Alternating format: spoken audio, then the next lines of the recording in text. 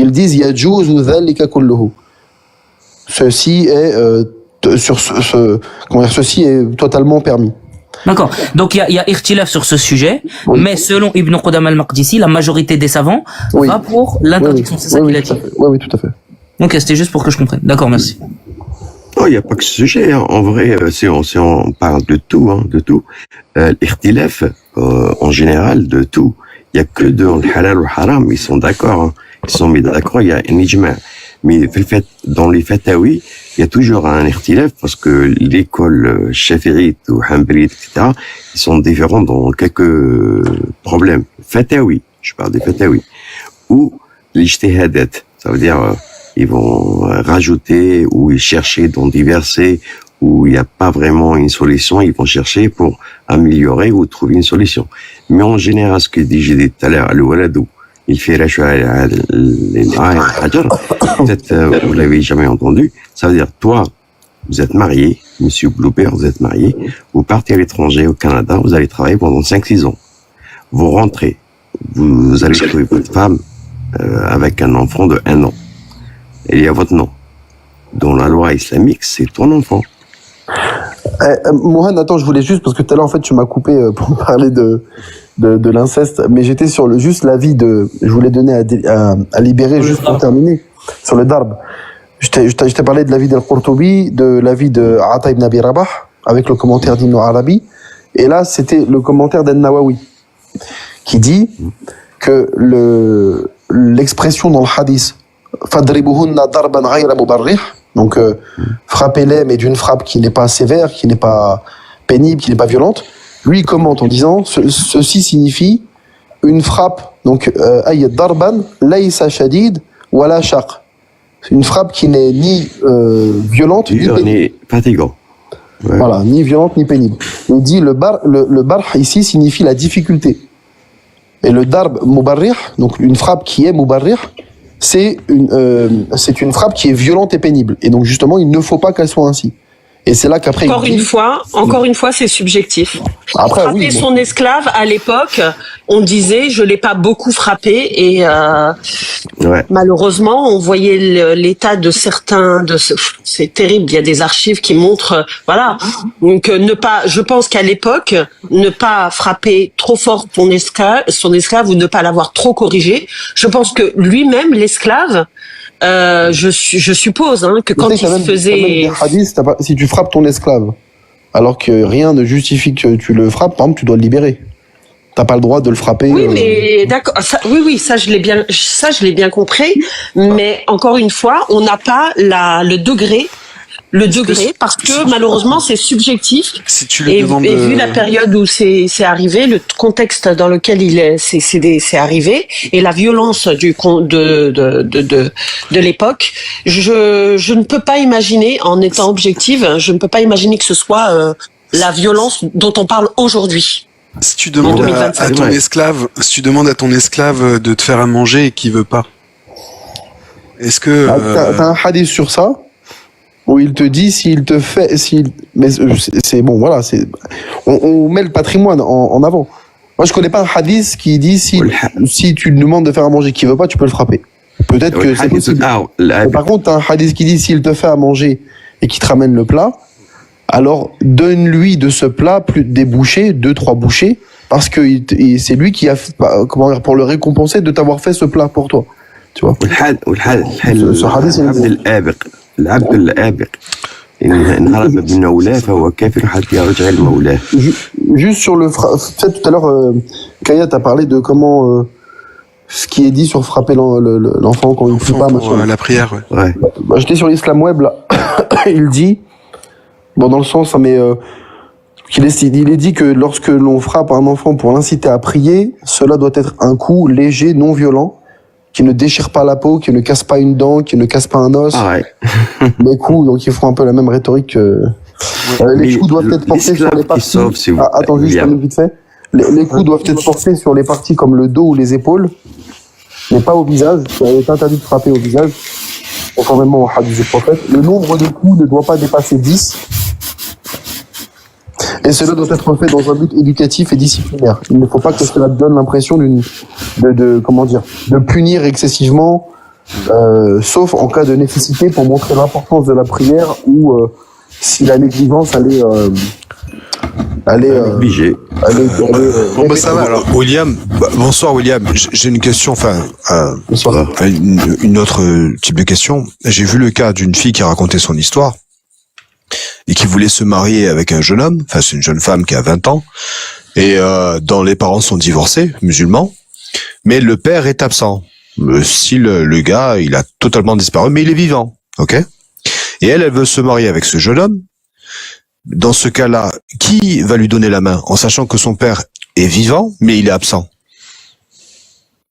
Elle est convertie? Non, elle n'est pas convertie, j'ai pas compris. Non, elle n'est pas convertie. Non, elle n'est pas convertie, non, c'est une Là, musulmane. c'est la Asaba, c'est dans l'ordre des ascendants, etc. Ça peut être le grand-père. Le grand-père. Ouais, voilà. Mais si le père est vivant, mais qu'il est absent, qu'il veut pas l'avoir, est-ce que lui peut s'opposer? L'oncle, il Attends, peut le faire. Mais le père est vivant, mais il est absent, genre il veut pas l'avoir. Donc C'est pas grave. Bah, s'il veut pas qui pourra la marier? Bah, les autres, L'oncle. les autres, ça peut être le grand-père, grand-père. ça peut être l'oncle. Mais si le père un jour il débarque en disant mais attends, qui a donné son accord pour que tu te maries? Ah bah oui, mais il était absent. Il était absent pour assumer son devoir. Donc. À Noël, ça arrive très très souvent, ça.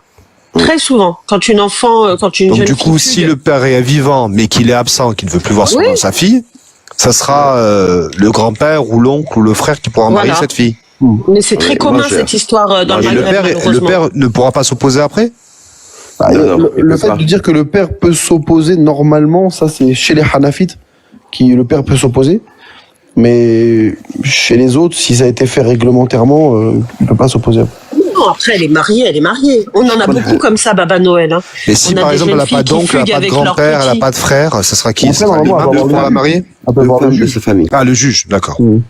Non, deux femmes. Il y a un moment où il y a deux femmes. Oui, merci après, pour la ça peut être précision. Sa mère et sa grand-mère. Dans certaines écoles, ça peut être les femmes. J'ai une question. Bluebird, t'es là?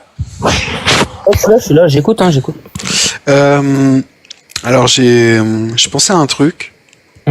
Dis-moi ce que t'en penses. Si la Terre est sphérique, je pense qu'il n'y a pas d'histoire avec ça. Tu vas me faire un de tes quiz, là? Frérot.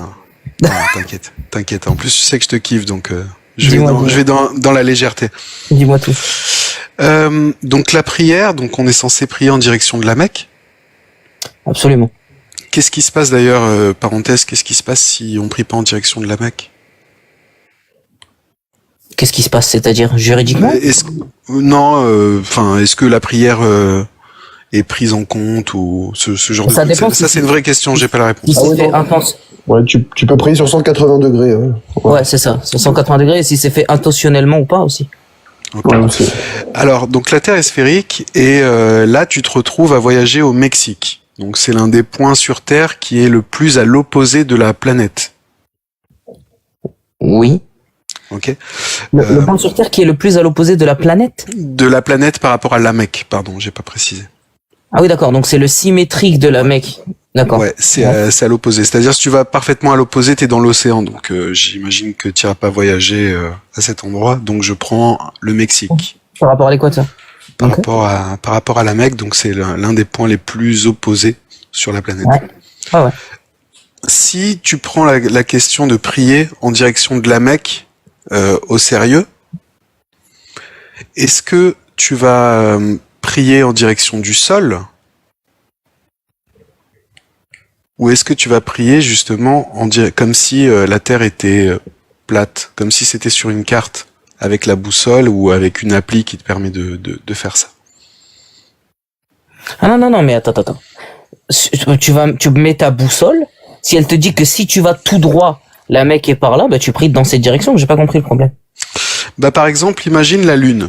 Tu prends la Lune et à un moment, elle va se retrouver, si tu devais la pointer du doigt sans jamais la lâcher, et qu'elle se retrouve de l'autre côté de la planète. À un moment, ton doigt il va pointer vers le sol.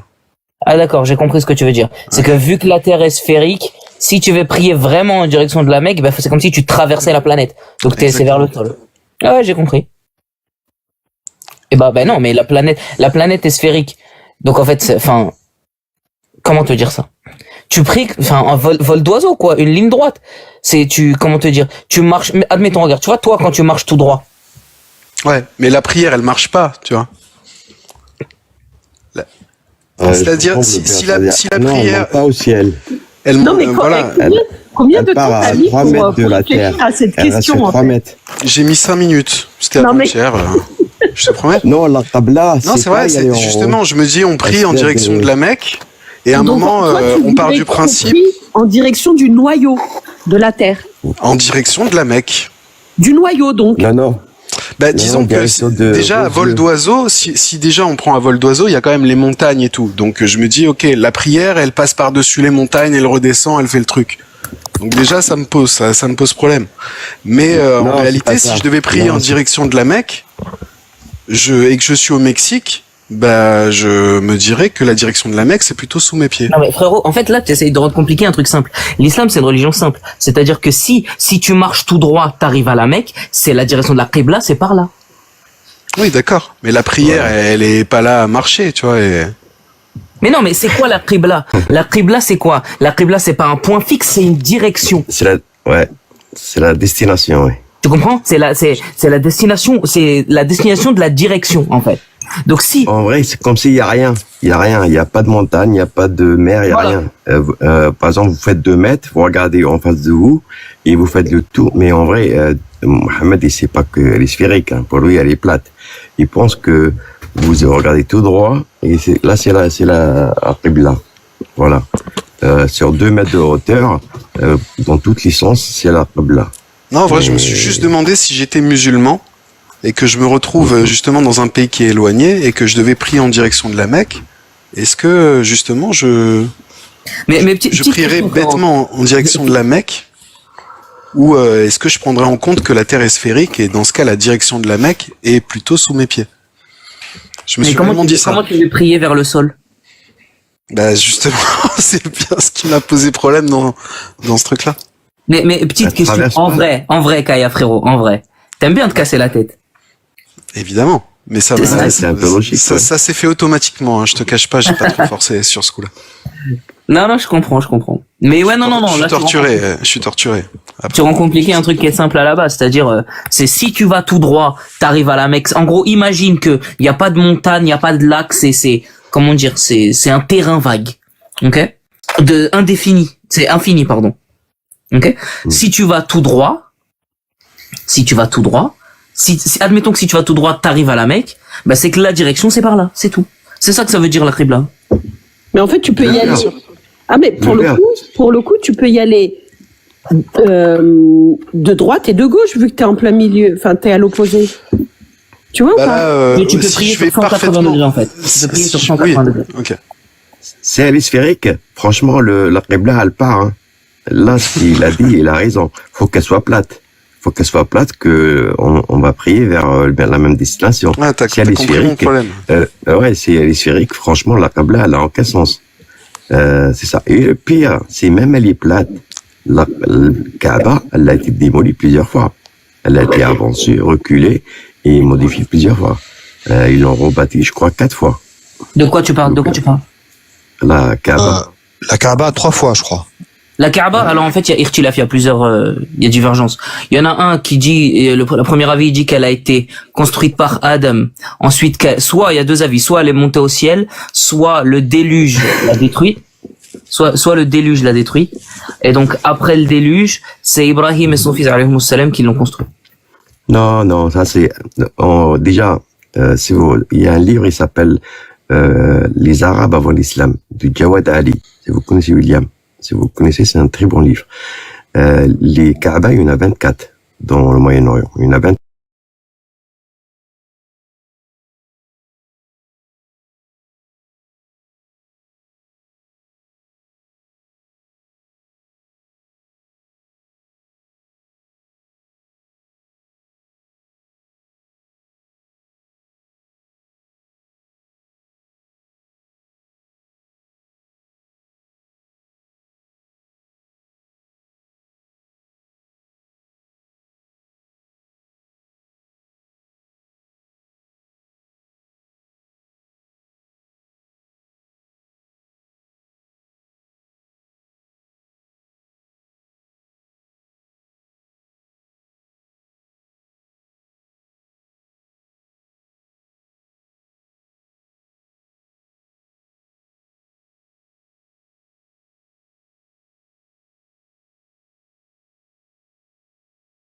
quoi déjà qui tombent par terre après des... Les météorites. Météorite. Ouais, une météorite, mais elle était plus petite. Elle avait la taille d'une pastèque. On trouve partout en désert. On trouve partout. Elle était noire. Et ils l'ont mis avant, comme quoi elle est sacrée. Et après, ils ont sorti comme quoi elle était blanche et avec les péchés des hommes, elle est devenue noire. Alors que ils ont dit parce que les ondes du paradis. Voilà. C'est ça. Et n'oublie pas que l'Euphrate et le Tigre, Dajla ou le Forat, les deux fleuves qui sont en Irak, dans l'islam, peut-être William il le sait, ces deux fleuves, ils descendent directement du paradis. Ça, vous le savez pas, Bluebeard. Ça fait partie de la Mecque. Mais explique-moi comment les deux fleuves irakiens, leur source, elle vient du Si je peux paradis. me permettre de te répondre, est-ce que déjà, avant tout, est-ce que tu aurais une source là de ce que tu viens de dire sur l'Euphrate et le Tigre, Ah, je peux vous le trouver en 3 secondes. Hein. s'il vous Il faut plaît? que je me déconnecte. J'en profite pour vous saluer et vous remercier. Merci Kaya. À bientôt et bonne soirée à tous. Merci. Bonne soirée. Et puis, je tiens juste à m'excuser tout à l'heure parce que j'avais dit ne m'insulte pas par rapport au fait d'être musulmane ou pas. Je m'excuse, j'ai parlé trop vite. C'est pas mon but de blesser qui que ce soit. C'était juste par rapport à l'islam et jamais par rapport aux musulmans. Et voilà, c'est parti trop vite. J'ai pas réfléchi. Voilà, je vous remercie. Bonne soirée. Merci Bonsoir. de rectifier. Bonsoir à tout le monde. Merci. Bonsoir, logique. Tout à ton honneur de rectifier. Bonsoir. Du coup, si tu as cette source, Mohamed, Ouais. j'aimerais beaucoup. Et Ibn Hajar. Oui, c'est Ibn là. Hajar. C'est un hadith d'Abu Huraira. Ah, Rapporté ok. par T'as le Muslim. numéro, William, s'il te plaît? Je cherche tout de suite. Et il dit qu'il y a 4 fleuves, en fait, qui sont, attends, ouais. Qui font partie des fleuves du Et pas leur paradis. source. Il y a le Nil, il y a l'Euphrate, il y a le Ceyhan en Turquie, Ceyhan. Attends, William. Quand Abu Huraira, radiallahu anhu, attends, déjà, donc, Abu Huraira rapporte une parole du prophète, alayhi salatu wassalam, on est Oui. d'accord? Oui. Ok. Donc, quand le prophète, alayhi salatu wassalam, dit, ces fleuves font partie du paradis, est-ce que ça veut dire que c'est des fleuves du paradis qu'on retrouve ici? Ou c'est des fleuves que si on va au paradis, on les retrouvera là-bas? Bon, après, faut voir le charh en détail, mais de mémoire, certains savants expliquent qu'ils proviennent originellement du paradis. Oui. D'accord, donc que c'était des fleuves du paradis qui Et d'autres disent que ces fleuves-là prennent leur source. leur source dans le Firdaus. Sidrat al-Muntaha. Tu connais Sidrat al-Muntaha? Sidratul Muntaha, bien sûr, oui. Sidrat al-Muntaha, Le dernier ils lotus, prennent la quoi. source de Sidrat al-Muntaha. Ça veut dire sous les pieds de Dieu. Sidrat al-Muntaha, là où il y a le trône de Dieu.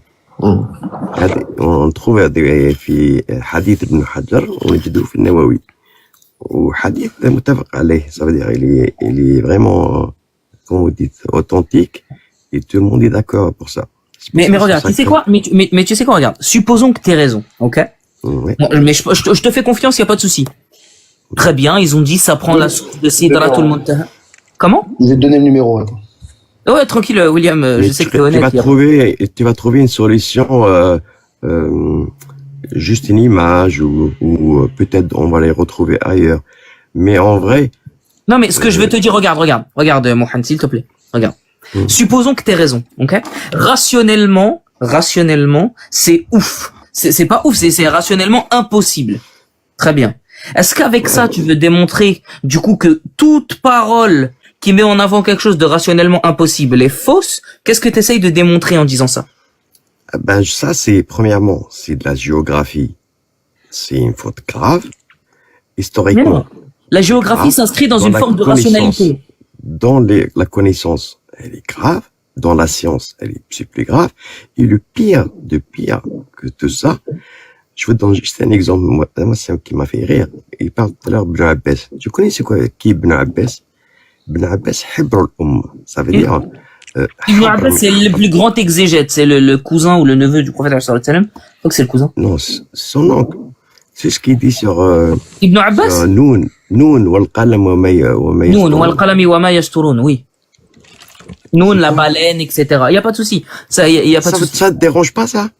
Non, c'est pas, si, bien sûr que si, ça me dérange. Si je te disais que ça me dérangeait pas, je serais un mytho. Et je suis pas un mytho. Tu demanderas à Kaya, je suis quelqu'un d'assez honnête. Enfin, j'essaye. Il te faut combien? Il faut, C'est moi, mais Ibn Abbas, c'est le cousin du prophète, non? Mais on est Non, d'accord, c'est le Ibn Abbas, fils. c'est le cousin. Non, je c'est pense. le Moi, il m'a fils semblé de que c'était le son cousin, cousin. Le fils de Son son cousin. Ouais. Le fils de son cousin. Non, le fils de son oncle. Donc son cousin. Abbas. Fils. Donc c'est son cousin. Ouais, son cousin. Non, Ah, d'accord. il y a l'Abbas. Il y a l'Abbas. Mais non, mais oui, mais c'est le frère quand tu dis de Ibn Hamza. Ammi, quand tu dis Non. Ibn Ammi, tu parles de quoi? Oh, fils de mon oncle, c'est ton cousin. On a appris l'habitude de L'Abbas ibn al-Muttalib, c'était l'oncle du prophète. Et Ibn Abbas, Voilà. son fils, c'est son cousin. Donc c'est le Voilà. cousin direct, c'est ce que j'ai dit. Ouais, Ok, y a pas de souci. Ouais. Y a pas de souci. Mais Mais le regarde. plus âgé que lui, hein. Oui, y a pas de problème.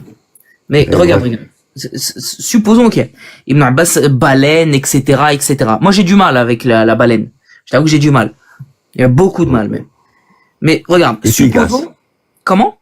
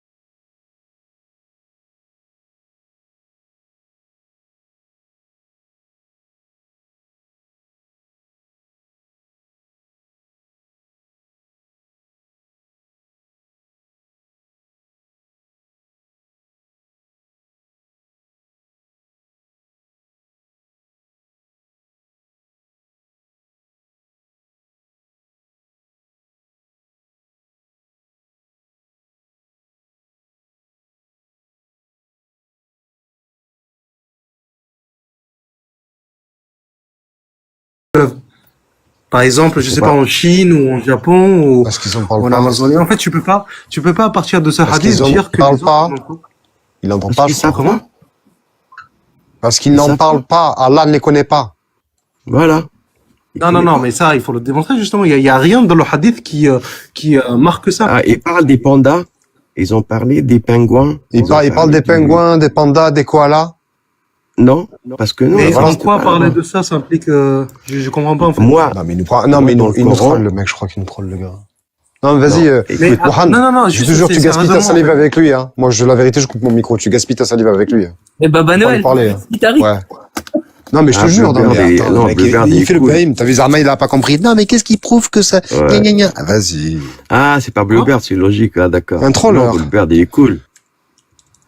Je te parle de Bluebird, je parle de l'autre, le logique, là. Il est juste dans la Mais contradiction. Williams, franchement, Williams. Tu vas dire A, il va dire A prime. Tu vas dire A, il va dire B.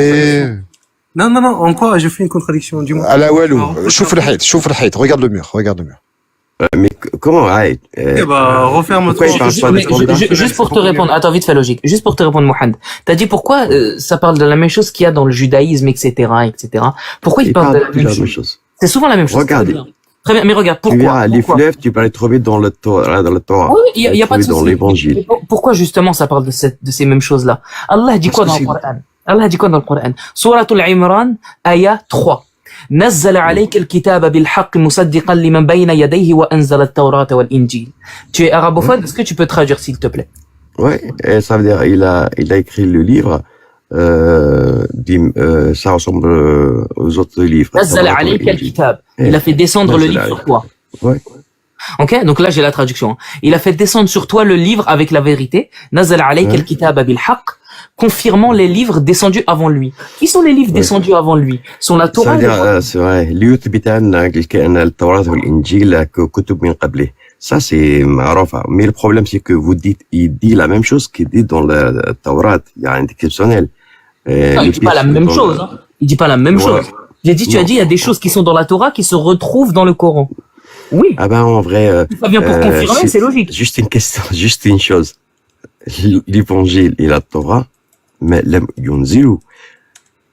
Quand j'ai parlé avec les juifs et les chrétiens, ils ont rigolé sur moi. Parce que je suis pas avec l'idée islamique dans ma tête. Je dis, l'évangile, il est descendu, Non. Pour les chrétiens, c'est pas le cas. Pour les chrétiens, il y a les évangiles qui sont la parole des apôtres sur Jésus. Même pour les juifs. Même pour les juifs, ils ont les livres. Donc pour eux, il y avait que les 5 livres de Moïse écrites, Asfar ou al-Khamsa li Moussa. Mais deuxièmement, après il y avait les Asfar Takwin ou les Anbiya, Unbulu, etc. Après il y avait Talmud, le Madrash ou le Tanakh. Mais tu regardes le Tanakh et le Madrash, mais c'est l'islam. C'est mariage avec 4, punition de la femme, frapper, punir, interdit de s'approcher à une femme si elle a ses règles. Oui, mais attends. La même chose. Attends, mais encore une fois, dans le verset, c'est marqué quoi? Confirmant les livres descendus avant toi. Quand un livre... Attends. Quand un livre vient confirmer ce qui a été descendu avant, c'est que ça reprend des arguments qui sont dans les livres d'avant pour les confirmer et les corriger. C'est une confirmation. Et le Coran, nous on ne dit pas, les musulmans on ne dit pas, Mohammed est descendu avec la vérité qui n'a rien à voir avec ce qu'il y avait avant. Mohammed n'est pas un inventeur de quelque chose. Mohammed, c'est pour ça qu'on dit le sceau des prophètes. Qu'est-ce qu'un sceau? Un sceau est là pour clôturer quelque chose. D'accord. Donc, exactement. les évangiles, ça vient de Dieu ou ça a été écrit par les hommes? Alors, attends. En islam, il y a l'évangile et dans le christianisme, il y a les évangiles. Ouais. En islam, qu'est-ce qu'on appelle l'évangile? El-Injil. El-Injil, pour les musulmans, c'est une parole que le Dieu créateur aurait descendu à Jésus, fils de Marie. Voilà, bravo. Les évangiles, pour les chrétiens... Attends, stop, juste là, s'il te plaît. L'évangile, ça veut dire quoi? Le mot évangile. La bonne nouvelle. El-Injil, c'est la bonne nouvelle. Bravo. Mais en quelle langue? En évangélion, c'est en grec. En grec. Bravo. Dieu, il nous parle. J'ai dit quelque chose qui t'a fait rire ou quoi? J'ai dit quelque chose qui t'a fait rire? Oui, vraiment, hein, vraiment. Comme si, moi, je dis, moi, je parle au français, j'envoie Mohamed, un français, il va parler au français. Oui. Je vais leur dire, قل للفرنسيين أنني كتبت لكم كتاب اسمه le Coran. T'as compris? Oui. Ça veut dire, أنزل الكتاب أنزل الإنجيل. Ça veut dire, en vrai, il parlait sur l'évangile qu'il a été réécrit encore en grec parce qu'il était en araméen. Et il a été réécrit après 200 ans en grec. Et après, il est arrivé en Arabie, en version grecque. Et là où Mohammed, il a vu que c'était en version grecque, et le Coran, il a dit, on a descendu l'évangile. Alors que chez les Araméens, il s'appelle pas l'évangile. Vous avez compris ou pas? Non, mais attends. L'évangile, c'est pas un nom propre, hein. El-Injil, pour les Araméens, le livre ne s'appelait pas El-Injil, il s'appelait la bonne nouvelle. Voilà. Et alors? Dieu, il nous a parlé de la version traduite. Non, mais quand Allah te dit j'ai descendu l'évangile, entre guillemets, j'ai descendu la bonne nouvelle. Non, mais pourquoi il a descendu avec le nom traduit? Parce qu'il l'a pas descendu en grec. C'est ça que je voulais te faire comprendre. C'est ça l'erreur. Il fallait le dire. وأنزلت البشارة السارة على عيسى وعلى بني إسرائيل. C'est ça que je voulais dire. Il fallait pas dire genre moi. J'ai vu un commentaire, il m'a fait rire. C'est un genre, excuse-moi. Putain. Vas-y, continue. Pardon. Non, en vrai, j'ai envoyé l'évangile. L'évangile il a été traduit après. Genre, je sais pas moi, un film aux États-Unis, Maman, j'ai quitté l'avion. Il s'appelle pas Maman, j'ai raté l'avion. Ça s'appelle Home Away. Voilà. Oh non, Home Alone. Home Alone, excuse-moi. Home Alone. Et comme par hasard, moi, en tant que un arabe, je suis pas arabe, hein, je vais écrire en arabe, je vais écrire أمي لقد أخطأت الطائرة.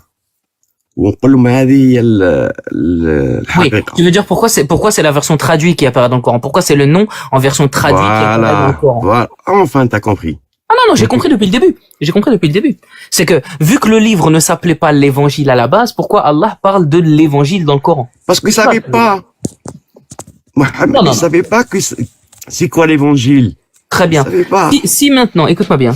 Si maintenant, Allah avait le but quand même, quand Allah s'exprime, c'est que les gens, s'il parle de quelque chose dont les gens n'ont pas la connaissance, les gens en bas ne vont pas comprendre ce qui se raconte dans le livre. Donc, Allah ici fait référence à l'évangile, l'Injil, qui pour les Arabes c'est quoi? Pour les Arabes c'est le livre qui a été descendu à Jésus, fils de Marie. Donc ici l'évangile fait référence à quelque chose de connu pour les Arabes. Si maintenant il parle de pour les Arabes, il fit descendre et il fit, c'est comme Taurat en arabe, Torah en hébreu ça veut dire quoi Torah? Ça veut dire la loi. La Torah, ouais. Torah. Non, la Torah c'est le diminutif de 5 livres. C'est oui. Mais le mot Torah en hébreu, ça veut dire la législation, la loi. oui. OK? Ça veut dire la législation. Donc quand Allah parle de la Torah, il ne te parle pas d'une loi. Ou s'il te parle d'une loi, il te parle de la loi que lui a fait descendre à Moïse. Le but, c'est que le Coran contienne des mots compréhensibles pour ceux qui le lisent, pour ceux qui ont les références. Si tu parles d'une chose dont personne n'a les références, t'es pas compris. Alors que le but du message, c'est que ce soit compris, en fait. Mais là, Jésus lui-même, il n'a pas eu l'évangile. Il était hébreu. Il parle araméen.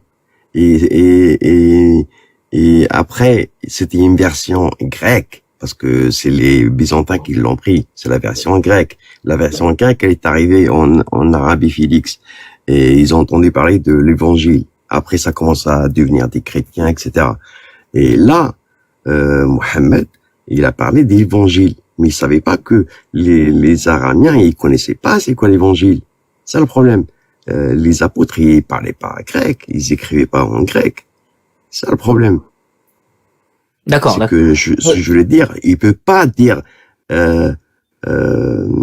l'évangile, l'Injil. Normalement, al-Bishara as-Sarra.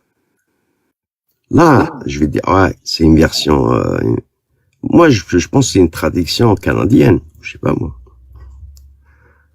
Allahu alam. Mais y a pas de souci. Mais regarde. On va reprendre juste ce que tu disais tout à l'heure parce que c'était intéressant. Tu disais, t'essayais d'apporter comment dire? On parlait de la rationalité. C'est pour ça que j'ai beaucoup aimé ce terrain que t'as évoqué tout à l'heure.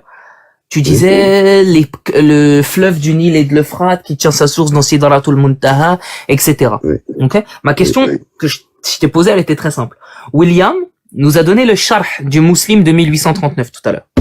Le Sharh dit quoi? T'as 2 avis de savants. T'en as même plein. Ok? Ce qui fait que il y a 2 possibilités. Soit c'est quelque chose de rationnel, ou plutôt, comment te dire? Soit en fait t'as une explication qui est rationnelle, soit t'en as pas. T'as une explication rationnelle, une explication irrationnelle. Ok? Maintenant, ce que je te propose comme question, c'est comment une notion qui fait l'objet d'une divergence au sein de la communauté des savants musulmans, au sein des ulama, peut être un argument dans ta critique de l'islam. Qu'est-ce que tu voulais dire en utilisant cet argument? Non, moi, le plus simple. Pourquoi? Une parole divine, très simple, un livre, Moi, le Coran, si j'enlève tout ce qui... Non, mais là, c'était pas le Coran en plus. Hein. Déjà, c'était un hadith. Non, C'est une parole on parle du prophétique. Coran, on parle pas des hadiths. Hadith, il y a plein de défauts. Non. Le Pour Nil et le Nil et l'Euphrate, c'était une parole de hadith. Hein. C'était pas dans le Coran. Oui, oui. Non, si je te parle de le Coran, pour le comprendre, il te faut des milliers de chouyours. Et des milliers de chouyours. Il faut tafsir, après tafsir, d'autres tafsir pour comprendre une phrase. C'est faux. Alors que, C'est faux. C'est Dieu, il devrait parler à une personne qui devrait comprendre de la phrase elle-même. Non, je vais te donner un exemple. Regarde, je vais te donner un exemple. Si tu lis Le Dormeur du Val d'Arthur Rimbaud, excellent poème. Ouais. Tu lis Le Dormeur du Val. En lisant Le Dormeur du Val, t'as compris le poème, tu en as compris la signification. Il t'est venu jusqu'à ton cerveau. Très bien. Est-ce que tu as pour autant compris toute la profondeur de ce poème? Toutes les choses stylistiques utilisées à l'intérieur, toutes les figures de style, les métonymies, les hyperboles et j'en passe. Ah, il faut aller doucement. Mais attends, pourquoi tu n'as pas compris toutes ces figures de style et toute cette stylistique dans ce poème? Parce qu'il te faut les connaissances pour les comprendre. Pour comprendre le Coran, tu n'as pas besoin de chouyour pour comprendre le sens global de ce que tu es en train de lire. C'est quand même des mots, tu lis les mots. Est-ce que tu en as pour autant compris la profondeur et ce que ça signifiait réellement? Non. Et même les chouyours, ils ont pas compris ce que ça signifiait réellement. Pourquoi? Excuse-moi, je te vends une machine. Juste, je finis. Je te laisse. Vite fait, frérot, vite fait. Même les chouyours n'ont pas compris le sens véridique de ce que vont dire les versets. Pourquoi? Quand on parle toujours d'effort d'ijtihad. Ils font l'effort d'essayer de comprendre. Pourquoi? Parce qu'Allah dit dans le Coran que la vraie et seule interprétation lui appartient à lui et à lui seul. Pourquoi il l'a envoyé alors? Pourquoi ils l'ont envoyé? Parce que nous sommes capables d'avoir quand même une vision globale de ce que ça veut dire. Ah bah si les chouyours, ça fait 1400 ans et ils sont pas à Ijtama'u juste pour un seul verset et nous, on se battait pour le comprendre, alors que c'est Dieu le Tout-Puissant, mais à une question. Et Shaitan, le plus petit, il vient chuchoter dans ton oreille, tu comprends tout. Alors pour moi, le plus puissant, c'est qui alors? J'ai pas compris le rapport avec Shaitan. Et Wissous, dans ton oreille, en 2 secondes, tu vas tout comprendre. Comprendre quoi?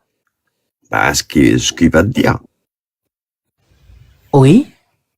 Et Dieu, il t'envoie un livre et un prophète. Et en plus, tu ne comprends pas tout. Et en plus, tu ne comprendras pas tout parce que il est même dit dans le Coran que le jour du jugement, Shaitan dira quoi? Il dira, je vous ai fait une promesse à laquelle je ne me suis pas tenu. Donc si tu as suivi une promesse qui n'est pas véridique, c'est que tu n'as pas compris la profondeur et le sens profond de cette promesse-là. Car si tu l'avais compris, tu aurais compris que c'était un mensonge. Donc même quand Shaitan te waswas, à partir de ce verset, tu peux comprendre que même les waswas, tu les comprends pas parfaitement. Le père, franchement, je vais te dire la vérité. Le Coran, il n'a pas été... Non. Reste sur un argument, mon frérot, s'il te plaît. On reste sur un argument tranquille. Et après, tu fais tous les jugements de valeur ou ce que tu veux. Mais reste sur un argument. Moi, j'étais plus à fond que toi dans la religion, mon frère. Non, parle pas de moi, mon frère, s'il te plaît, parle pas de moi. Je vais pas te parler. Tu veux, je t'ai parlé de Dajjal Forat, il vient du paradis. Ah, t'as dit, ouais, ça passe. Le Bouraq. J'ai pas dit ça passe. J'ai pas dit ça passe. Je t'ai demandé de m'expliquer un argument. Bah, tu m'as dit, ouais, peut-être c'est une image, peut-être, Non, j'ai pas dit ça. J'ai dit, il y a irtilaf, en sachant qu'il y a irtilaf. Toi, comment tu le penses, toi-même, avec ton cerveau? Moi, j'en sais rien. J'en ai aucune Pourquoi? idée. Mais pourquoi? Parce que déjà, j'ai du mal à placer le Nil et l'Euphrate sur une carte. Tu veux que j'ai l'arrogance de te dire comment ça marche? Où est-ce qu'ils appartiennent? Mais ça va pas. Le Nil, c'est à côté de l'Éthiopie. Et l'Euphrate et compagnie viennent, je pense, de l'Himalaya, parce que c'est l'Asie, et ainsi de suite, la Victoria du Congo, l'Amazonie, ils viennent de je sais pas où. Il y a toujours une source quelque part, et tout s'y donne sur la Méditerranée, sur l'océan, etc. Mais trouve-moi une source qui va directement vers le ciel. Tu sais quoi, regarde. Là, le hadith, il te dit quoi? On va essayer de rentrer, on va faire l'homme de fer. On va pousser sur ce que t'as dit, ok? Prenons le hadith. Le hadith, il dit, l'origine de l'Euphrate et du Nil est le paradis. Supposons que ce soit ça. Je dis supposons, hein. Très bien. Ouais. t'as dit que c'était une erreur géographique. Ok? Ouais. L'origine, l'origine géographique du Nil et de l'Euphrate, c'est quoi? C'est la mer Méditerranée, t'as dit? Non. Tous les fleuves, ils vont dans la mer ou les océans. Ça, Oui, c'est laquelle? logique. Mais pour le Nil et l'Euphrate, c'est laquelle? Tous. Le Nil, c'est la Méditerranée, hein, on le sait tous. Ok. Prenons la Méditerranée. Prenons la Méditerranée. L'origine du Nil, c'est la Méditerranée. Y a pas de souci. L'origine de la Méditerranée, c'est quoi? Non, vous n'avez pas compris. L'origine, c'est pas la Méditerranée. L'origine, ça vient de l'Éthiopie. Non. Éthiopie. Regarde. On La va source, l'eau douce, elle est différente. Elle vient des terres, de l'intérieur, des nappes phréatiques. Et après, le fleuve, il circule partout pendant Il y a 10 000 kilomètres. il y a différentes Après, sources pour alimenter une mer. Voilà. Tu peux avoir autant les fleuves, les rivières, tu peux avoir les pluies, tu peux tout avoir. Voilà, de la neige. Tu peux avoir aussi la Méditerranée. T'as le cas aussi du détroit de Gibraltar qui est aussi relié avec la l'océan Atlantique. T'as la mer Noire. T'as déjà vu un qui descend du ciel? Non, mais t'as pas compris ma question. Ma question, elle était simple, Mohamed. Tu vois, le Nil. Je te demande juste le Nil, son origine, s'il te plaît. C'est l'Éthiopie, je crois. L'origine, c'est l'Éthiopie. L'Éthiopie. Il démarre en Éthiopie. Okay. Oui. Y a pas de souci. En sachant qu'il démarre en Éthiopie, Mohamed. L'origine de l'Éthiopie, c'est quoi? On la connaît pas. Qui est agnostique, je sais pas, t'es agnostique, Mohamed. Habasha. Comment? Habasha, Éthiopie. Ça veut dire quoi, c'est-à-dire? Habasha, c'est là où c'était la deuxième plus grand chrétien au monde à l'époque. Habasha, c'est un royaume. Ce que je veux dire, c'est la chose suivante. Ce que je veux dire, il y a pas de souci, regarde. Ce que je veux dire, c'est la chose suivante. On a l'origine de l'Éthiopie. On a l'origine du Nil, c'est l'Éthiopie. L'origine de l'Éthiopie, en gros, on la connaît pas. En gros, d'où vient l'Éthiopie? C'est-à-dire, quel est le metteur en existence de l'Éthiopie? On le connaît pas. Supposons que le sens du hadith là, je le connais pas le sens du hadith, hein. Encore une fois, je le connais. Wow, Biland, mais from Bluebird. Quel sens? Le Habasha oublie l'Éthiopie, genre, on va dire Soudan. Soudan, c'est un pays avec une terre, des montagnes, des fleuves. T'as pas compris ce que je veux dire, c'est pas grave. Ce que je veux te dire. Tu veux aller où? Non, y a pas de souci. Ce que je veux dire, l'origine, tu peux remonter jusqu'au temps que t'aies envie, en fait. L'origine peut vouloir tout et rien dire. Mais bon, comme je vais pas faire l'ijtihad du hadith, parce que j'ai pas ce niveau-là, je vais pas le faire. Mais tout ça pour te dire, avec tous ces arguments, tu essayes de prouver quoi? Non, que c'est faux ce qu'il a dit, tout simplement. Ça vient pas du paradis. Sauf, si on revient à la mythologie ancienne, Aden. Tu connais Eden dans les anciennes mythologies. Eden, c'est un paradis.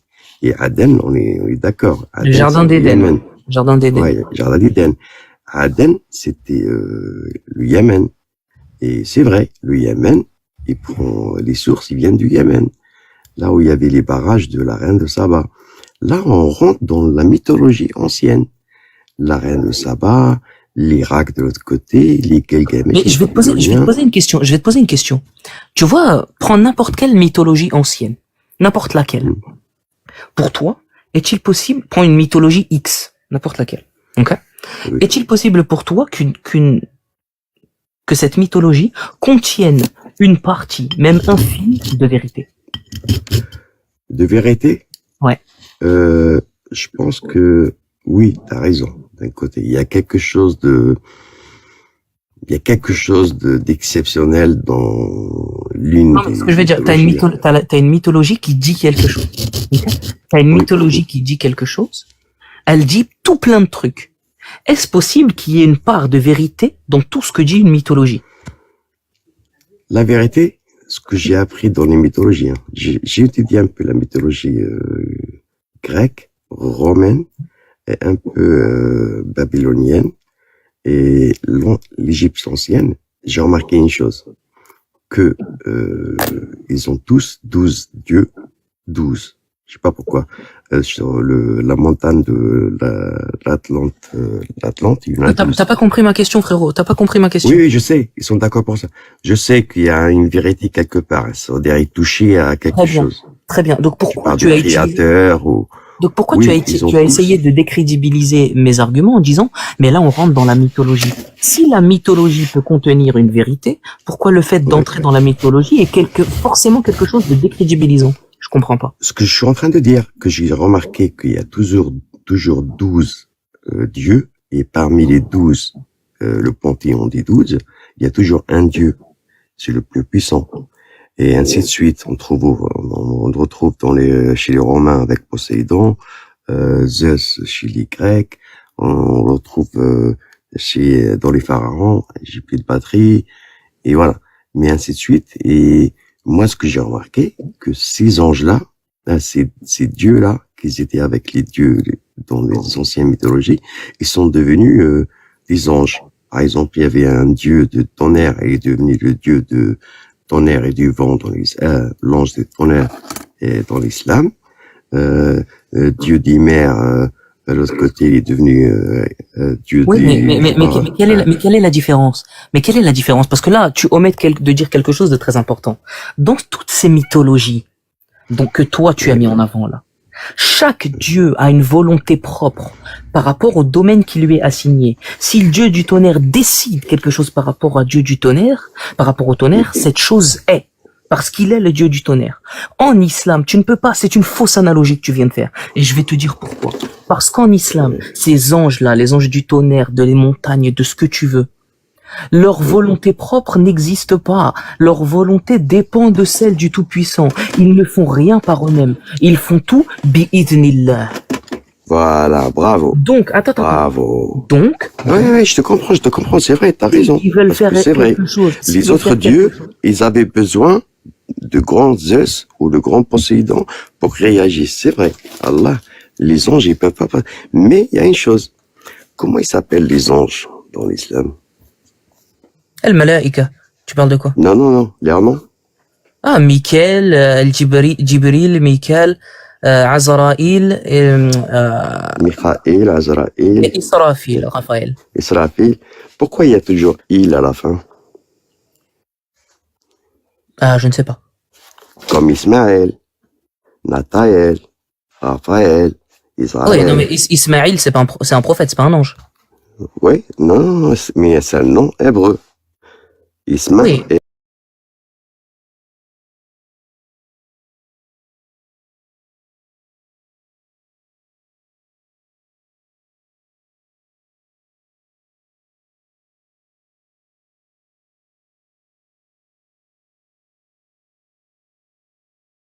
Égyptien, etc. C'est un dieu égyptien, je crois. Non, c'est pas égyptien, non.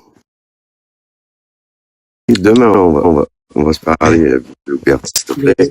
En fait, Mais franchement, je suis pas en train pour d'attaquer. reprendre ton argument, Non, il n'y a pas de souci. pour reprendre ton argument, en araméen, en fait, le nom de Dieu, c'est à peu près similaire à celui en arabe. Mais en quoi, du coup, ça s'implique en fait, il y a toute une notion de racine, d'origine, vu qu'en fait, ce sont des langues sémites. Samine. Sémites. Sémite, c'est Samia. Tu parles, Samia, oui. C'est une descendante de Sam. Oui. Ouais. Ah oui, d'accord. Ouais. Ce sont cela. Samia. Ouais. Mais oui, les hébreux, araméens, mais en vrai, c'est l'aramien, c'est la mère. Et la fille, c'est l'hébreu. Et après, il y a l'arabe. Mais tous, c'est des araméens. Mais si vous regardez, regardez juste le dieu El, la preuve, Jésus, entre parenthèses, sur la croix, il dit, Ili, pourquoi tu m'as abandonné? Il parle Oui, mon Dieu, pourquoi Oui, m'as-tu mais abandonné? justement, Non, il dit pas mon Dieu, il dit Ili. Non. Juste par rapport à ton argument. Je comprends pas, en fait. Israfil, Mikaïl, etc. En quoi ça a à voir, justement, avec la véracité de l'islam ou pas? Eh ben, qui est il pour que Dieu appelle ses anges il? Tu sais c'est quoi, Gabriel? C'est la force de Dieu. Israfil, c'est Isaac, c'est lorsqu'il s'est battu avec Dieu, il s'est appelé Israël. Après, il y a Michael. Attends. C'est juste Patrie. celui qui s'est battu avec Dieu, c'est Jacob, selon le Ah, Christ. Jacob, pardon, Jacob, Isaac. oui, Jacob. Après, il s'est appelé Israël. Mais après, cherchez bien, c'est que le Dieu Yel, dès que vous arrivez, vous allez trouver un hadith qui parle que il, c'est Allah. Mais il, avant, mais c'est trop long. Il, c'était pas Allah avant. Dans le panthéon des dieux, chez les Canaans, c'était avant les Canaans. C'était quelle civilisation, je ne me rappelle plus. Bref, si vous trouvez il, vous trouvez qui Allah. On fait gaffe, t'as plus beaucoup de batterie. Ouais, j'en ai deux. J'en ai deux. Ah, vas-y. Bonsoir, je suis désolé. On se Dommage. verra demain. Hein. Bonsoir, Barbara et Bluebird. Franchement, je suis désolé. C'est quelqu'un de Non, non, cool. Là. non. Ouais, c'est sympa, Voilà. toi, c'est un plaisir. Merci, bonsoir. Bon À courage. demain. À plus. Logique, je connais ta voix. Comment? Je connais ta voix, non? Je sais pas, peut-être. Oui, ça y est, ok. Ça marche. Ça y est quoi, Kaya? Bah, je sais qu'il, mais je vais pas dire son nom s'il a voulu changer de nom. C'est comme toi, tu as vu, je t'appelle Bluebird. C'est vrai, mais je vais remettre celui que j'avais. Ok. Mais je peux C'est t'appeler. juste, Ok. tu peux m'appeler comme d'hab. Ok. Je vais remettre. Ouais, ça me Mais, fait bizarre de t'appeler Bluebird. Ouais, je suis resté longtemps avec Kiryu, c'est pour ça. Non, c'était sympa, la petite discussion. C'était sympa. Carrément. Comment ça va, toi, frérot? Bah écoute, tranquille et toi? Bah, ça va. Ça se Comment? passe. Ouais. Bah, je suis un peu, T'es sur euh, du plus, plus ou du moins? je suis sur du plus. Plus à fond. Ouais, mais j'aimerais. Qu'est-ce que tu fais en live, frère? Tu sais très bien, je suis inquiet de te voir en live là. Non, t'inquiète. T'inquiète. Ça va? C'est mes derniers. C'était dernier, ouais, j'imagine. Ouais, C'était non, dernier. t'inquiète. Ne te fais pas de soucis. C'est mes derniers. Ce qui est une bonne nouvelle. Ah, Mais, ça va. je peux te... Tu peux me Enfin, poser je vais- quelques questions? Ouais. Vas-y, dis-moi tout. Comment tu connais absolument tous les sujets qui sont présentés dans Mec, la critique un de an et demi l'islam? d'écoute de Jack le Fou, c'est pas je les connais, T'es imprégné, et puis surtout, ils ont jamais cessé de te poser problème, ces sujets. Absolument. Et je pense encore aujourd'hui, honnêtement. Moins, mais oui. Comment ils peuvent moins te poser de problème? Alors, c'est très simple. C'est que je me suis posé une question, et je me suis dit, est-ce que parce qu'une chose me choque, ça enlève ou ça me remet en cause la véracité d'une chose? Parce que regarde, faisons une expérience de pensée, Kaya. Ok? Faisons une expérience de pensée. Supposons que Dieu corresponde à mes valeurs. Ok? J'ai des valeurs, je soutiens des choses, il y a des choses que je trouve bien. Comme dirait Jacques le Fou, j'ai un sens moral. Ok? Comme dirait Jacques le Fou, j'ai un sens moral. Et ce sens moral, comme par hasard, correspond avec les lois du pays dans lequel je vis.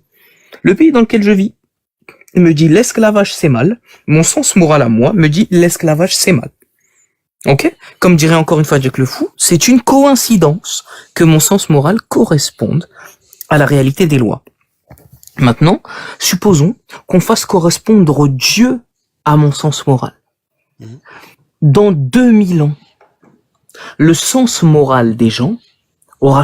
Supposons que, ce qui n'est pas une impossibilité rationnelle, le sens moral des gens est changé.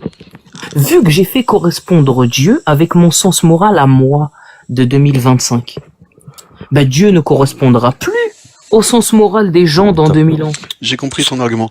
Mais, Donc, attends, Bah- je finis. vas-y. Donc, vu que Dieu ne correspondra plus au sens moral des gens dans 2000 ans, est-ce que ça fera de lui moins Dieu? Alors que moi, en 2025, j'en avais conclu que c'était Dieu, vu qu'il correspond à mon sens moral.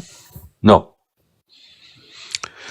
J'ai compris. Mais dans 2000 ans, dans 10 000 ans, l'esclavage...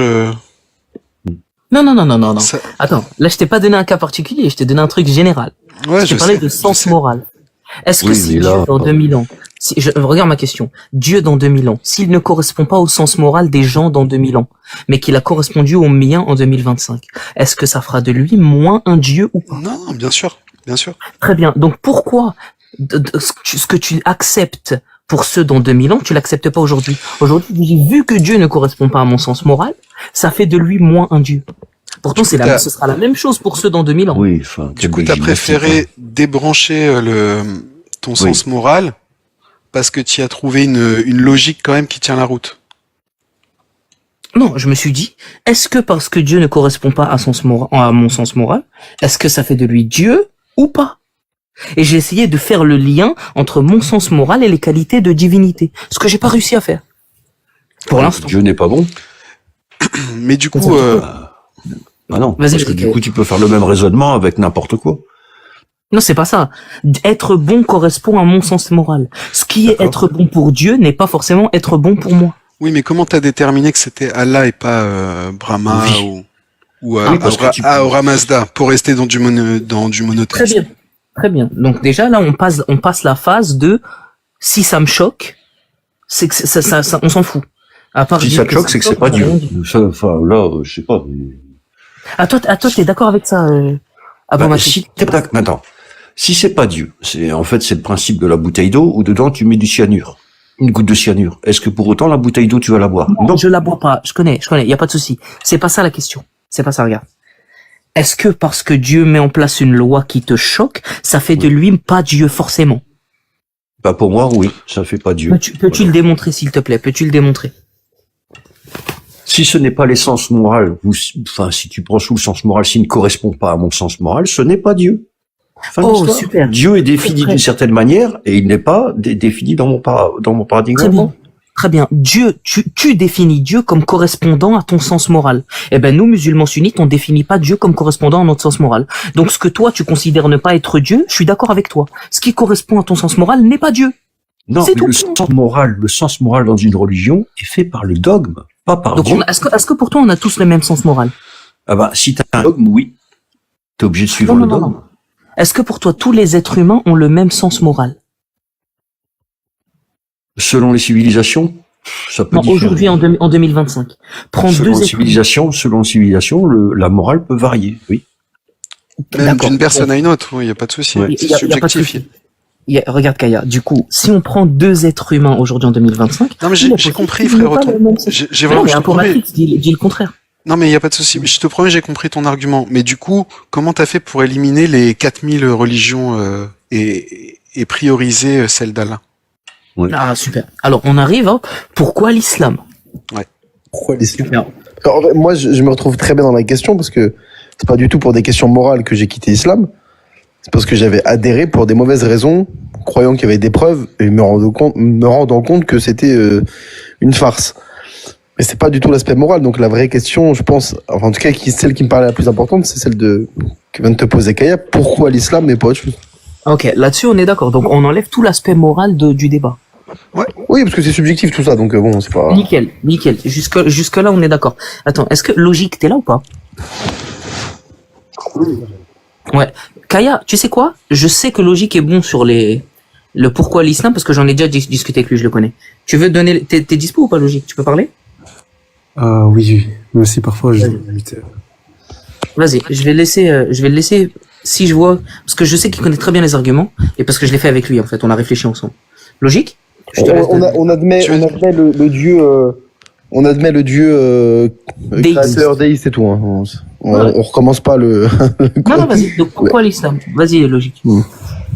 En fait, moi, ce qui m'a convaincu, déjà, est-ce que tu acceptes l'existence d'un individu qui s'appelait Mohammed il y a 1400 ans dans le désert d'Arabie? Ça, c'est qui? D'un dieu? Qui? D'un dieu? D'une personne. D'un individu, il a dit d'un individu. Historiquement, oui. Oui, pas de souci. Ok, non, très bien, voilà. On peut si je le rejette lui, je rejette quasiment tout le monde dans l'Antiquité. Donc. Exactement. Je suis ok, d'accord avec toi. Donc là, l'histoire, elle commence là. Non, elle commence bien avant, mais oui, au sens... Okay, il y a un homme, Mohammed, qui a vécu en Arabie désertique il y a 1400 ans. Oui. Ok, très bien. Est-ce que tout ce qui est hadith ordinaire, est-ce que pour toi, c'est une source valable historique? Au sens ordinaire, hein. Je vais pas dire extraordinaire au sens, voilà, les miracles de la lune. Non, pas c'est oui. Ah bon? S'il y a rien d'extraordinaire dans le hadith, ça va pas me gêner. en tout cas. Ouais, qui ne Parce que- contredit pas les connaissances actuelles. Est-ce que c'est une source C'est ça la question. Ah, C'est qui ne une contredit pas source les sources historique. actuelles. Est-ce que c'est une Ah source non. historique Est-ce que c'est une source historique Oui. Est-ce que c'est une source historique qui reflète de manière conforme ce qu'était la réalité au 7e siècle? Ça, je sais pas. Et D'accord. puis attends, Très bien. pourquoi enlever tout ce qui est, soi-disant, qui ne serait pas conforme à la connaissance aujourd'hui? Je comprends pas. C'est-à-dire? Non, Un mais il vous miracle. demande, est-ce que vous rejetez tous les hadiths Non, non, non, non. qui sont non. ordinaires aussi? Non, Non. c'est pas une question de rejeter ou d'accepter. C'est un matériel sur lequel on peut s'appuyer, mais bon, de par sa transcription tardive, etc., c'est pas une source de vérité absolue, quoi. Voilà, c'est un outil qu'on peut utiliser, mais avec de manière, comment dire, Un historien, il va croiser des éléments. Il va croiser, je sais pas moi, il y aura des recherches archéologiques, il y aura des textes, il y aura tout un tas de critères pour que ça fasse partie de quelque il y aura chose de solide. l'anthropologie, il y aura plein de choses. Ouais. Les hadiths, moi je vais pas rejeter comme ça bêtement, à part peut-être couper la lune en deux, enfin tu vois, ça c'est vraiment Ouais, mais ça fait extraordinaire. partie du corpus, on peut pas l'enlever. Mais Oui, vas-y. bien sûr, en fait, Ok. pour tout propos extraordinaire, il faut quand même des preuves extraordinaires de la même nature. Ouais. On est bien d'accord sur ce principe. Non. Mais en fait, le truc, c'est que je dirais, je vois pas l'intérêt en fait de avancer, par exemple, un événement historique qui n'est pas de nature extraordinaire de génération en génération pour que ça puisse être mémorisé. Par exemple, les prières. Par exemple, en fait, un individu. Ça, c'est pas qui des saura hadiths. enseigner comment. Ça, c'est pas du hadith. Ça, c'est le mutawatir amali, ça, c'est pas le hadith. Attends, La prière, c'est du mimétisme de génération en génération. Les gens, pendant les premiers siècles de l'islam, où il n'existait pas de recueil de hadiths, de corpus de hadiths, que l'imprimerie n'existait pas, que l'immense majorité des musulmans n'avaient pas accès à des recueils de hadiths chez eux ou quoi au caisse, ils priaient quand même, parce que la prière ne dépend pas du hadith. C'est une sunna qui s'est transmise de manière intergénérationnelle par mimétisme, De père en fils. de père en fils, de mère en fille, etc. C'est pas le hadith, ça. Absolument. Mais en fait, il y a quand même des hadiths qui décrivent en fait certaines Oui, étapes de la prière. Oui, alors, on peut dire ici que comme ces hadiths-là sont conformes à ce qui était de manière très répandue, pratiquée, bah ces hadiths sont peut-être, enfin, il est Le peut-être reflet d'une correct coutume. Ouais. ok. Du coup, vas-y, logique, continue. En fait, du coup, moi, ce que j'ai fait, c'était. On t'entend mal, hein. On t'entend mal. hein. T'entends mal. Est-ce que vous m'entendez maintenant? Non. Non. Moyen. Doucement en fait, ouais. Allô? Ouais, ça va mieux là peut-être. Vas-y. Oui, du coup, en fait, Là, c'est moi, bon. je suis parti du principe que, voilà, la plupart des hadiths étaient vrais, justement, suite à un raisonnement que je me suis fait. Et ce raisonnement, c'était essentiellement avoir plusieurs preuves historiques qui me permettaient de justifier ça. Et ces preuves historiques ne proviennent pas de la source islamique, car sinon, ça serait justement un raisonnement circulaire. Et du coup, en fait... Est-ce que tu as des exemples? Oui. Bah, en fait, des hadiths, une des narrations les plus anciennes dans l'islam sunnite, c'est-à-dire celle de la naissance du prophète, sallallahu alayhi wa sallam, avec sa mère.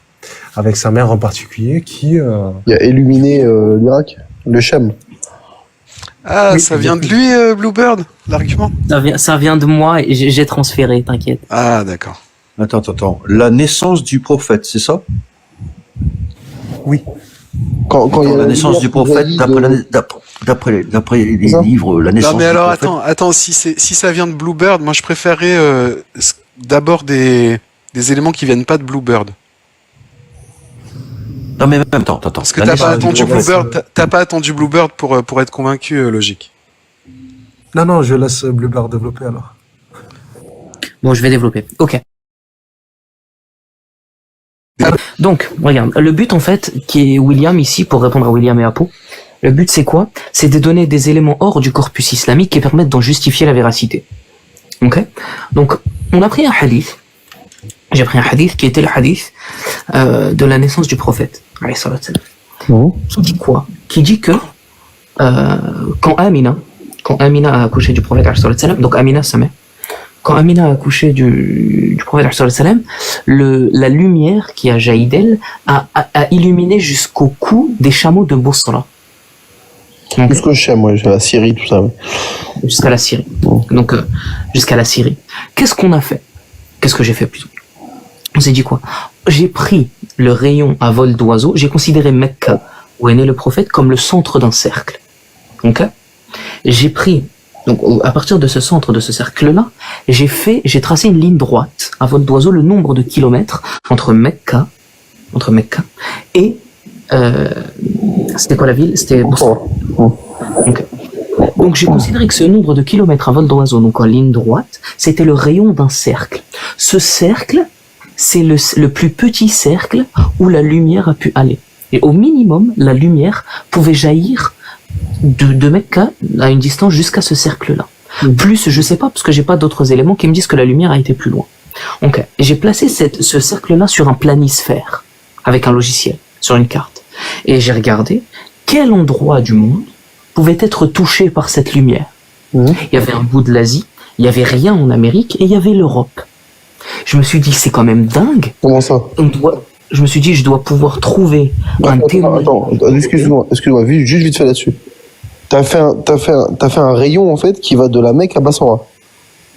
À la Syrie, à Bosra, ouais. C'est ça. Et donc, quand tu traces le cercle qui a pour centre rayon, voilà, et qui a pour rayon Mecca, Basra, tu arrives en Europe. Comment tu fais? Attends, il est où? Non, j'ai compris. Tu t'es dit jusqu'où on peut voir la lumière partant de ce point, c'est ça? Oui, partant de Mecca, jusqu'où la lumière peut-elle aller si elle part d'ici, c'est ça? Voilà. Au minimum, c'est Bassora. Mais la Bassora, c'est en Syrie. Même si tu traces un cercle avec pour centre Mecca, t'arrives pas en Europe. Si, parce qu'en fait, le planisphère là, dans le logiciel que j'ai fait, si tu veux, la Terre, elle est pas plate. Hein. Non, mais là, c'est sphérique, là. Oui, du coup, t'as pris en compte la rotondité et tu t'es dit que un truc par exemple, ne serait-ce que le soleil. Si tu traces un cercle avec pour centre Mecca, tu vas arriver sur un petit bout de l'Afrique, un petit bout d'Afrique de l'Est, l'Arabie et un petit bout de l'Asie, mais tu touches pas l'Europe. Donc tu t'es dit que ce qui était en dehors de ce cercle ne peut pas être éclairé, c'est ça? En tout cas, il n'y a pas de trace. Non, pas du tout.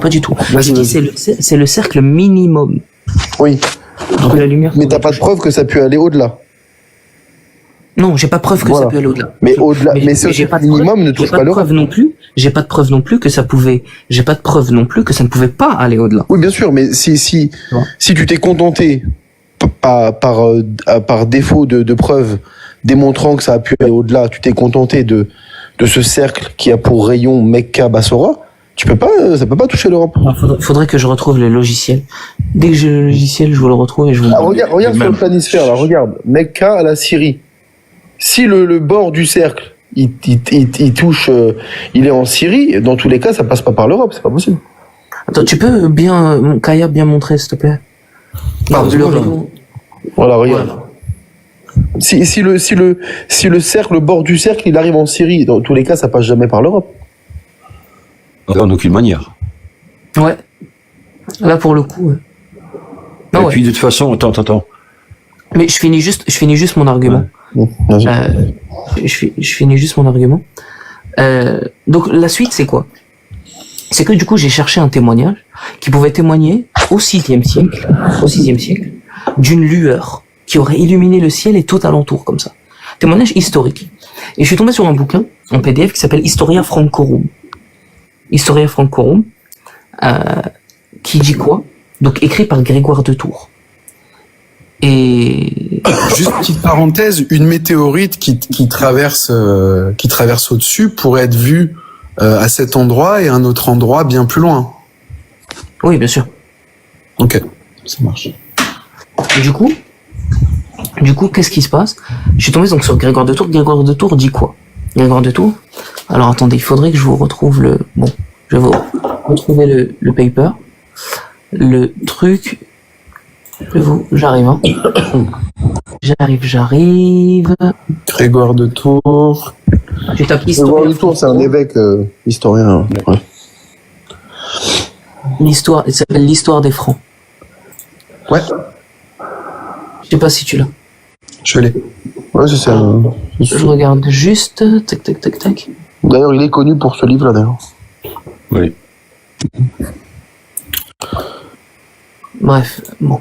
Parce que je sais que je l'ai envoyé quelque part. J'arrive, hein. Bougez pas. Ta, ta, ta, ta, ta, ta, ta. Ok, donc dans le bureau. J'arrive. 30 secondes. Non, c'était pas celui-là. Bref, donc Grégoire de Tours, qu'est-ce qu'il dit? Il dit dans son livre, il dit, à la page 92 exactement, il dit quoi? Il dit, et une lumière traversa le ciel, elle semblait l'écorcher, et tout ça illuminait tout autour. Le ciel semblait être en feu. Ok? Le ciel semblait être en feu. D'ailleurs, je l'avais fait lire à Kaya. Je sais pas si tu te souviens, Kaya. Ouais, bien sûr, je m'en souviens. Donc moi, je me suis dit, maintenant que j'ai un élément de Grégoire de Tours, il faudrait que je trouve sur cette page ou dans ce livre un élément temporel qui me parle de cet argument-là. Je veux dire, on va éviter le biais de confirmation, etc. Et là, il parle du météorite dans ce livre. Hein. Comment? Ouais. Il parle du Dans le météorite météorite. dans ce livre. Ouais, il parle d'une sorte de, non, il dit une sorte de comète dans le ciel. Ouais, une météore. Ouais. Il dit une sorte de comète. Et donc, que dit Grégoire de Tours sur ce livre-là? Il dit quoi? Il dit, ce même jour-là, l'évêque, le prêtre Cotinus est mort, et c'était le jour avant le dimanche de la Passion, before Passion Sunday. C'était le jour avant le dimanche de la Passion. Parce que Moi, la naissance du prophète, c'est le 22 avril, c'est ça? Il y a divergence. Ouais, Il y a divergence. Il y a divergence. Donc, ce que je me suis dit, j'ai dit, vas-y, on va chercher le prêtre Cotinus, qui appartenait au diocèse de Clermont. Donc, je vais sur le site du diocèse de Clermont, je regarde 6e siècle, prêtre Cotinus, date de décès 571. Qu'est-ce que ça veut dire? Il est mort ce jour-là où le ciel s'est éclairé selon Grégoire de Tours, etc. Et donc ce jour-là où il est mort, c'était en 571. Donc le jour de l'éclaircissement qui a tout éclairé là, c'était en 571. Selon les savants, le prophète, avec des divergences, serait mort en 571. Peux-tu m'expliquer, William, qu'une telle probabilité, qu'un jour, selon Grégoire de Tours, où il y a un grand éclaircissement comme ça, inexplicable, soit le jour, ou soit l'année, pardon, de la naissance du prophète? Alors, tu fais déjà 2 biais de confirmation. Tu es déjà en train de nous annoncer une lumière pour une météorite, et après tu fais un il est possible qu'un type meure ce jour-là, mais est-ce que c'est une preuve en soi? Non. Alors attends, non, parce que là, je vais mettre un truc en avant. Attends, juste pour que je réponds à ce que tu dis, vite fait. Là, déjà, sur l'année de naissance du prophète, on n'est même pas sûr. Il y a divergence, Voilà. Non, mais je veux dire pas que sur le jour et le mois, même sur l'année. Mais oui, c'est entre 570 et 571. voilà. Mais ce que je veux dire, c'est que dans le hadith que tu lis, auquel tu fais référence, on te dit que la lumière provient et jaillit de la mer, pour être plus précis en fait de sa partie. Ah, c'est pour ça que tu as tracé ce cercle. Ouais, voilà. Donc Okay. elle provient de la partie, jaillit de la partie intime de sa mère. Donc techniquement, si une telle lumière ne peut pas être prise pour une comète, parce qu'une comète, c'est-à-dire que tu vois une météore ou une comète, c'est dans le ciel, tu vois le truc lumineux. Mais ça veut rien dire, rien te dit que la lumière. Bah si, clairement, le hadith te dit, il y a quand le prophète est né, il y a une lumière qui a jailli de la partie intime de la mer jusqu'à ce que ça éclaire les palais du Shem, etc. Mm-hmm. Tu peux pas confondre une lumière qui a pour provenance le sol terrestre, et donc en l'occurrence une personne humaine, avec une lumière rasante en plus. Ouais, exactement, c'est une lumière rasante, et l'autre elle provient du ciel, il n'y a pas de rapport entre les deux. Mais si, attends, Tu peux pas confondre un phare par exemple qui éclaire et un météore, c'est pas possible par exemple. Ce sont deux sources de lumière qui n'ont pas de rapport. À moins que sa mère se soit allée dans les ciels avec la lumière, là on pense. Non mais selon ce que je t'ai dit, Grégoire de Tours a vu une lumière jaillir. Okay? Non, pas jaillir, non. C'est pas. Lis son texte. Je vais te retrouver le livre. Lui, il dit qu'il y a un grand météore qui a illuminé la Terre, quoi, le monde, ou je sais pas comment, le ciel, ou voilà. Il dit que c'est un météore qui a fait ça. Mais donc, c'est-à-dire qu'il donne comme source à cette lumière, il donne comme source le ciel, qui est un objet céleste. Il donne pas comme source un objet terrestre. C'est pas du tout. Enfin, on parle pas d'une lumière qui a la même source ici. Tu vois ce que je veux dire? Donc, le hadith te dit que la lumière elle provient de la partie intime, a jailli de la partie intime de la mère du prophète. Et ça, c'est au sol, c'est terrestre, sauf à dire qu'elle aurait accouché dans le ciel. Mais c'est terrestre ici. Non, mais la lumière a jailli de là, mais tu ne sais pas jusqu'où est allée cette lumière. Regarde, il te dit un grand météore. Là, tu fais une supposition, c'est que la lumière ne s'est pas levée et qu'elle est restée à le sol. C'est-à-dire a jailli de la partie intime de la mer dans le ciel et ensuite après ça se Non, moi je t'ai pas dit ça, mais je te dis comment te dire. Regarde le texte que tu as sous les yeux là. Il dit un grand météore. Attends, t'as retrouvé la page, Kaya? Ouais, un grand météore. Ouais. Je sais pas si c'est le même. Regarde, Oui, c'est ça. Ouais, si c'était dans le 10e mois de l'année, on vit alors les 7 vignes. On vit alors sur les 7 vignes, nanana. Un grand météore, donc il parle bien ici de météore, c'est explicite. Un grand météore parcourant le ciel éclaira au loin le monde avant que la lumière du jour, avant l'aube quoi en fait. On vit aussi dans le ciel briller des rayons, etc., etc. Donc là, il te dit que la source de la lumière, c'est la météore. Mais c'est pas de rapport entre une lumière qui a pour source un objet céleste et une lumière qui provient d'une femme au sol, en train d'accoucher. En effet, là-dessus vu comme ça, je suis assez d'accord. Mais comme je t'ai dit... Sachant que le hadith, si on reprend l'idée du rayon là, ça a éclairé Bassora. Après, on peut dire oui. Alors peut-être est-ce que ça a éclairé au-delà de Bassora. Ça, le hadith ne le dit pas non plus. Donc ça, c'est encore un élément. De retrouver le PDF là.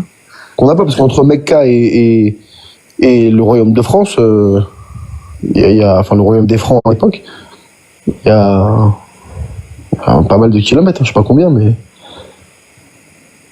entre où et où? Entre Mecca et le royaume des Francs. Ah oui, ça c'est sûr, ça. Ça c'est sûr.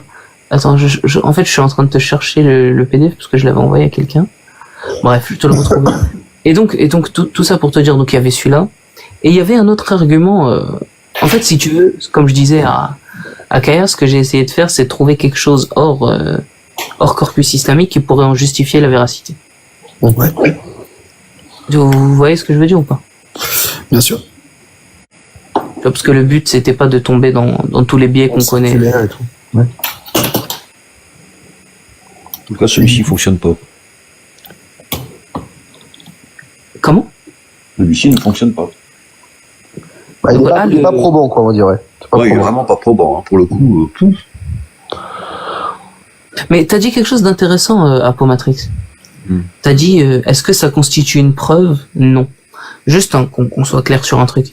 Si tu t'attends à une preuve qu'il existe un Dieu et que c'est Allah, comme une preuve que X carré est toujours positif, ça n'existe pas.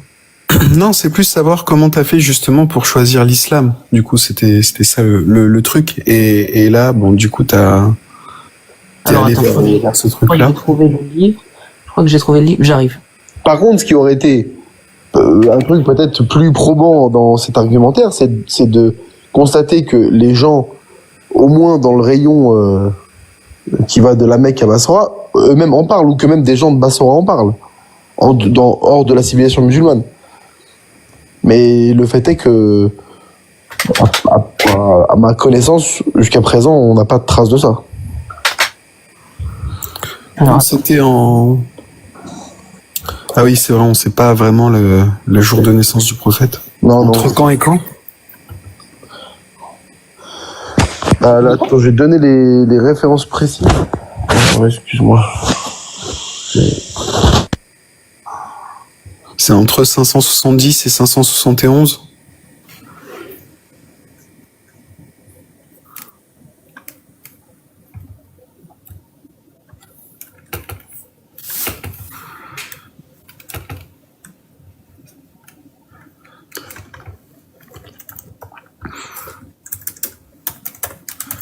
Il est dans le problème. William, t'es là?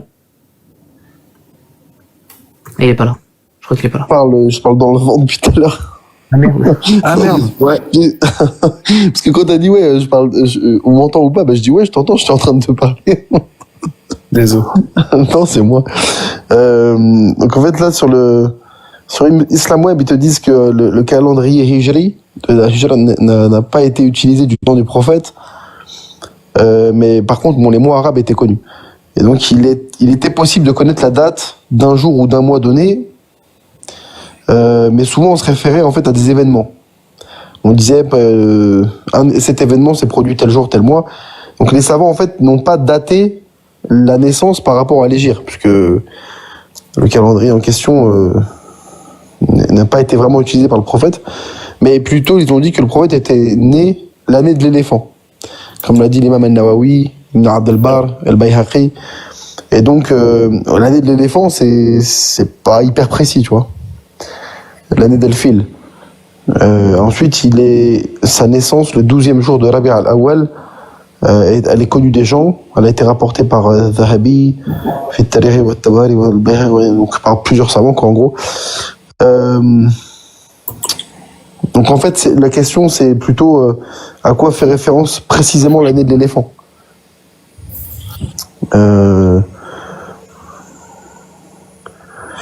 Attends, je vais essayer de regarder ça vite fait pour savoir quelle est l'ampleur vraiment des divergences.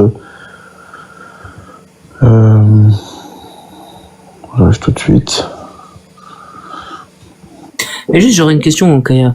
Quand vous parlez de preuves, etc., c'est-à-dire un élément probant, vraiment, pas forcément un truc sûr à 100%, mais au moins quelque chose un élément probant. Qui fasse la différence, quoi. En fait. Ouais. Si il est question de comparer avec les autres religions, je pense que tu demandes à un hindou qui t'explique pourquoi, il aura tout un tas d'arguments, un zoroastre aussi, enfin, tu vois. Et justement, quand t'es en dehors, bon, moi je vais voir un petit peu tout au même niveau, mais justement toi qui a été au point de devoir étendre ton sens moral. Effectivement, hein, t'as pas tort, hein, la morale c'est subjectif et tout ça. Mais comment t'as fait le tri entre toutes les religions? Est-ce que t'as vu justement la logique modale de chaque de chaque religion, comment ils voient le truc? Est-ce que D'accord, je comprends. parce que là justement finalement t'as fait un petit peu de concordisme en cherchant à faire concorder la naissance du prophète et la lumière qui a jailli de machin avec un événement qui s'est passé. Un événement 571. C'est ça. Et je sais, enfin, je suis pas sûr que ça soit une bonne méthode perso, mais après. Ah, attends. Je comprends que t'aies fait ça. Moi, j'aurais plus essayé je sais pas, après, est-ce que moi j'ai essayé de croire, est-ce que j'ai déjà essayé de croire vraiment en une religion? Je pense que c'est jamais arrivé. Mais j'aurais essayé de comparer réellement les autres religions et peut-être de procéder par élimination. Regarde, prenons par exemple un argument que tu m'avais donné, Kai. Kai, attends, juste 2 secondes. En 2 secondes, ce qui ressort, c'est 571 souvent, mais aussi 570. Donc ouais, c'est grosso modo, c'est ça, la petite divergence sur l'année, après une petite divergence sur le jour. Bon, mais on est dans ces eaux-là, quoi. Ouais. Prenons par exemple, Kaya, un élément. C'est dur, hein, moi je suis sur la pointe des pieds avec toi, frérot. Avec moi? Avec moi, t'as dit? Pourquoi? Je sais pas, parce que je t'aime bien, tu sais. Mais parle tranquille, hein. Te prends pas la tête. Ça va. Allez, vas-y.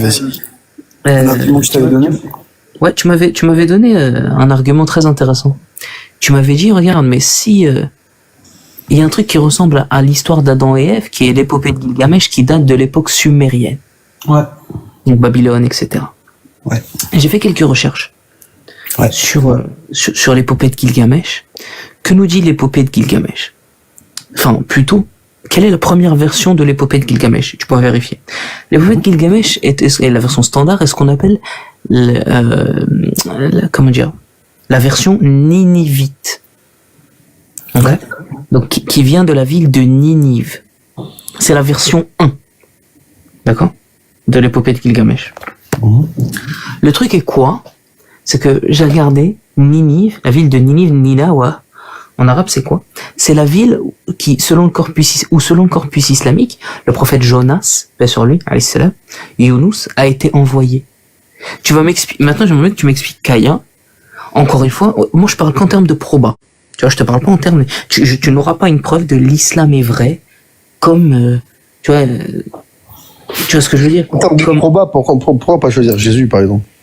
Pour le coup, si on parle de proba, je veux dire... Non, mais ce que je veux te dire, c'est... un type qui a eu 2 ans de vie publique, qui délivre un message, qui touche le monde entier, qui renverse qui retourne à 180, à 360 un empire, le plus grand empire de l'époque, et qui 2000 ans plus tard touche encore plus de 2 milliards de personnes. Ça, on peut dire. Non, mais là, on parlait de proba. Gilgamesh. Oui, mais je veux dire, qu'est-ce qui va faire que tu vas choisir, in fine, l'islam comme étant cette vérité et pas le christianisme, par exemple, pas Jésus ressuscité. Et tu veux dire, si on parle de probabilité, pourquoi, que ce soit vrai ou pas, pourquoi moi j'ai choisi l'islam? C'est ça ta question? Tu vois, j'avais placé des repères sur les naissances des principales religions. Et là, du coup, l'épopée de Gilgamesh, ça vient d'à peu près là. Le judaïsme, c'est là. Enfin, ça me paraît normal que le récit d'Adam et Ève ait pu, enfin, tu vois, que ça se passe dans cette zone. Enfin, je sais pas ce que t'en penses, mais moi déjà Adam et Ève, pour y croire, faut déjà le vouloir. Je peux le dire. En fait, moi, c'est surtout que ce truc-là vient des polythéistes. Enfin, tu vois, je me dis, je prends le problème islam. Je me dis, le plus grand des péchés, c'est l'association. Cette civilisation, c'était des polythéistes.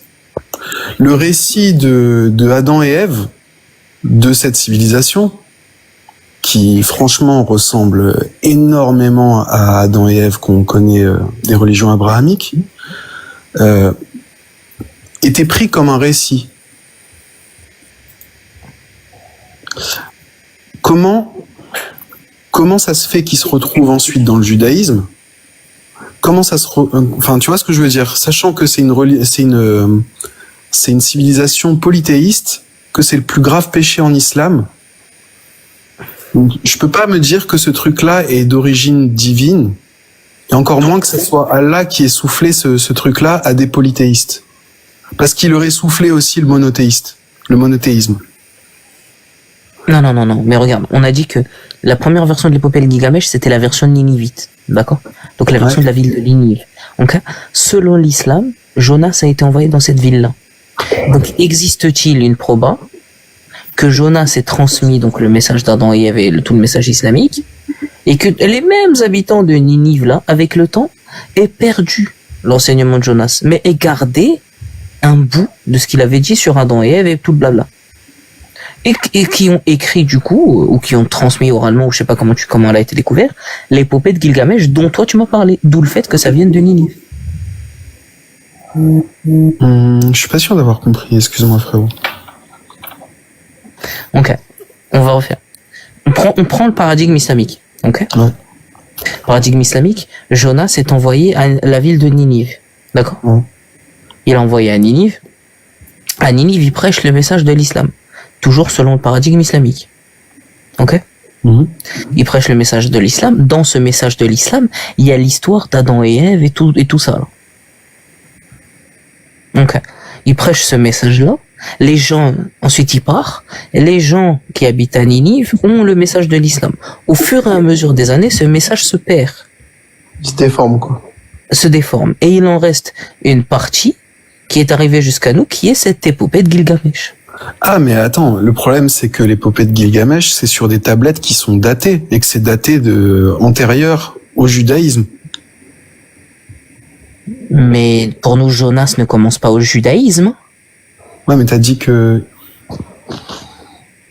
Pour nous, la religion de Dieu ne commence pas au judaïsme, au début du judaïsme, elle commence au début de l'humanité. Ouais, ok. Donc que ce soit d'avant le judaïsme, on s'en fout. Mais Pour ça, nous, les religions ne commencent pas au judaïsme. Ça, pour le coup, enfin, Jonas, est-ce qu'on a des traces Ouais, mais Jonas, c'est un prophète hébreu. Eh ben, Bah, donc, bah, comment ça? Eh ben. mais Le livre de la- Jonas, c'est mais la ce que je veux partie de dire, la la religion, l'islam pour nous, pour les musulmans, la religion de Dieu, l'islam, ne commence pas de là où on a daté le commencement du judaïsme. Non. Non, mais ce que je veux dire, c'est que si Jonas, lui, il vient après Moïse, c'est un prophète hébreu qui fait partie. Il y a le livre de Jonas dans la Bible. Et Jonas, lui, il vient après Moïse dans la chronologie biblique. Ça, je sais. Je crois que oui, c'est après Moïse. Ouais, je crois que ça. Oui, c'est après Moïse, parce que ça fait partie des. Voilà, donc des petits les prophètes prophètes de bibliques. Gilgamesh vient d'avant ça. Ce que dit Kaya, c'est que apparemment, je sais plus de quand exactement elle est datée. Elle est datée Gilgamesh, t'as la date Ouais, je vais ressortir ça pour être. C'était pas moins 3000 ans. Il me semble que c'est ça, mais je vais essayer d'être exact. Ouais, c'est dans. Je crois que c'est le 16e siècle ou le 16e siècle avant Jésus-Christ, un truc comme ça. C'est pas 3000, ça me paraît énorme. 2100 avant notre ère. Donc, 2100. Donc 5000 ans par rapport à nous, 2100. Ah ouais, j'avais 17e ou 18e siècle en tête, mais avant Jésus-Christ. Hein. 7e siècle. Attends. Ah non. Bah, moins 700, La quoi. il version pense la à plus moins 700. complète que nous commençons. Ouais, la plus complète, elle est de la récente. bibliothèque À Ninive, ouais. d'Assurbanipal à Ninive, datant d'environ 7e siècle avant notre ère. Elle est D'accord. écrite en acadien Déjà, mais- sur les tablettes d'argile. Ok. Ça, c'est pour la version la plus complète. Et la première Mais- version. Mais les versions les plus anciennes, à ma connaissance, c'est en acadien et tout, elles datent pas de 3000, hein, c'est Première version. en acadien. C'est quoi, 17e siècle avant Jésus-Christ ou 18e? En acadien ou pas? Ouais, si tu veux. Enfin, ou la plus ancienne, ouais. Je crois que c'est en acadien. Mais attends, William. Supposons que Jonas vienne après Moïse, là, comme on a dit, ce qui est le cas. Ouais. Euh, Bah, selon l'islam, c'est le cas. Hein. oui, et même selon l'islam, oui, bien sûr. On prend ça en prémisse parce que c'est vrai. Mais en quoi ça infirme Bah, Jonas, lui, il a vécu 1000 ans après l'épopée de Gilgamesh. Pourquoi Moïse, il est daté quand? Alors, Moïse, c'est... Et encore, ce sont selon les textes hébraïques, etc. Donc ce qu'on appelle nous des Israéliates. Si ça va contre ce que dit l'islam, on les prend pas, c'est tout. Oui, mais l'islam ne remet pas en question la datation, je crois. Moïse, c'est quoi? C'est Tu le... Non, t'appropries les autres religions, tu prends la datation des autres religions et tu fais concorder à l'islam. Moïse, c'est Moi, Non, je- ça- l'islam, ça marche pas comme ça. L'islam, ça non, marche mais Moïse, c'est quoi? 1400 ans, 1500 ans après, avant Jésus-Christ, hein. On est dans ces eaux-là, à peu près. Et Jonas, lui, c'est le 8e siècle. Faudrait. Avant Eric, Jésus-Christ. Entre 1279 et 1213 avant Jésus-Christ. tu Et parles là, de quoi, on était sur, Pourquoi, sur là, tu moins parles 2100 avant Jésus-Christ. Donc ouais, Ouais, mais 1000 c'est ans. quoi le premier là? Le premier que t'as dit, c'est quoi? Pour Moïse. Moïse, c'est. Ouais, Moïse, c'est 1003. Combien t'as dit? 1279, Voilà, ouais, entre 1279 et 1213 avant Jésus-Christ. Donc Ouais, effectivement, 1000 ans après l'épopée de Gilgamesh. C'est ça. Et Gilgamesh, Jonas, lui, c'est, je crois, Après 8e Moïse. siècle, c'est avant Jésus-Christ. Donc, si Jonas, c'est quand? 8e siècle ou 7e siècle ou un truc comme ça?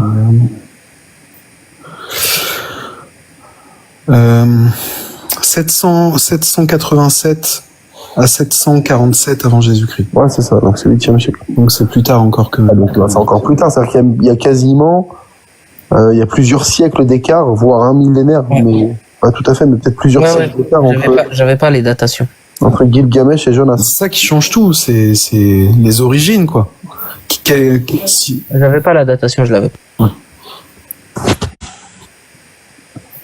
Donc ouais, moi c'est, enfin voilà.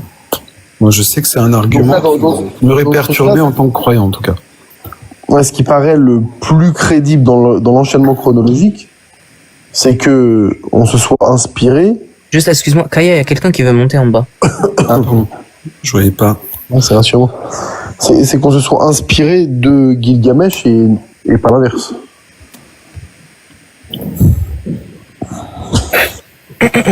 Enfin, Et puis, Gilgamesh a pu s'inspirer de trucs avant, mais je veux dire, c'est tout ce qui est révélation faite à Moïse, Abraham et autres. puis ça va vite quand même de communiquer de cette distance à cette distance et à cette distance. En 4 ans à pied, tu fais le tour de la Terre si jamais t'avais la Terre. Bah, 40 000 kilomètres, ouais, je crois que j'avais calculé. Il faut 4 ans. Donc À tu le quelle, fais à quelle vitesse? en dormant quand même la nuit. Ok. Non, mais c'est plus simple. C'est pas question de communiquer. Il faut pas oublier l'exil aussi. Les Juifs. Donc, t'imagines en 500 ans, en 1000 ans, tout ce qui peut se passer en termes d'échanges culturels dans cette zone, ça va vite, quoi. Donc, je me dis, un récit qui plaît, que les gens croient, ça peut, je sais pas, moi, c'est automatique dans ma tête. Après, je suis peut-être biaisé, hein, mais. Regarde. Ah non, rien à voir, attends. J'avais la date là sur le National Geographic, il datait... les tablettes étaient en acadien, en langue ancienne à l'écriture cunéiforme. Ces caractères sont nanana, blablabla, blou. Mais où la date du truc?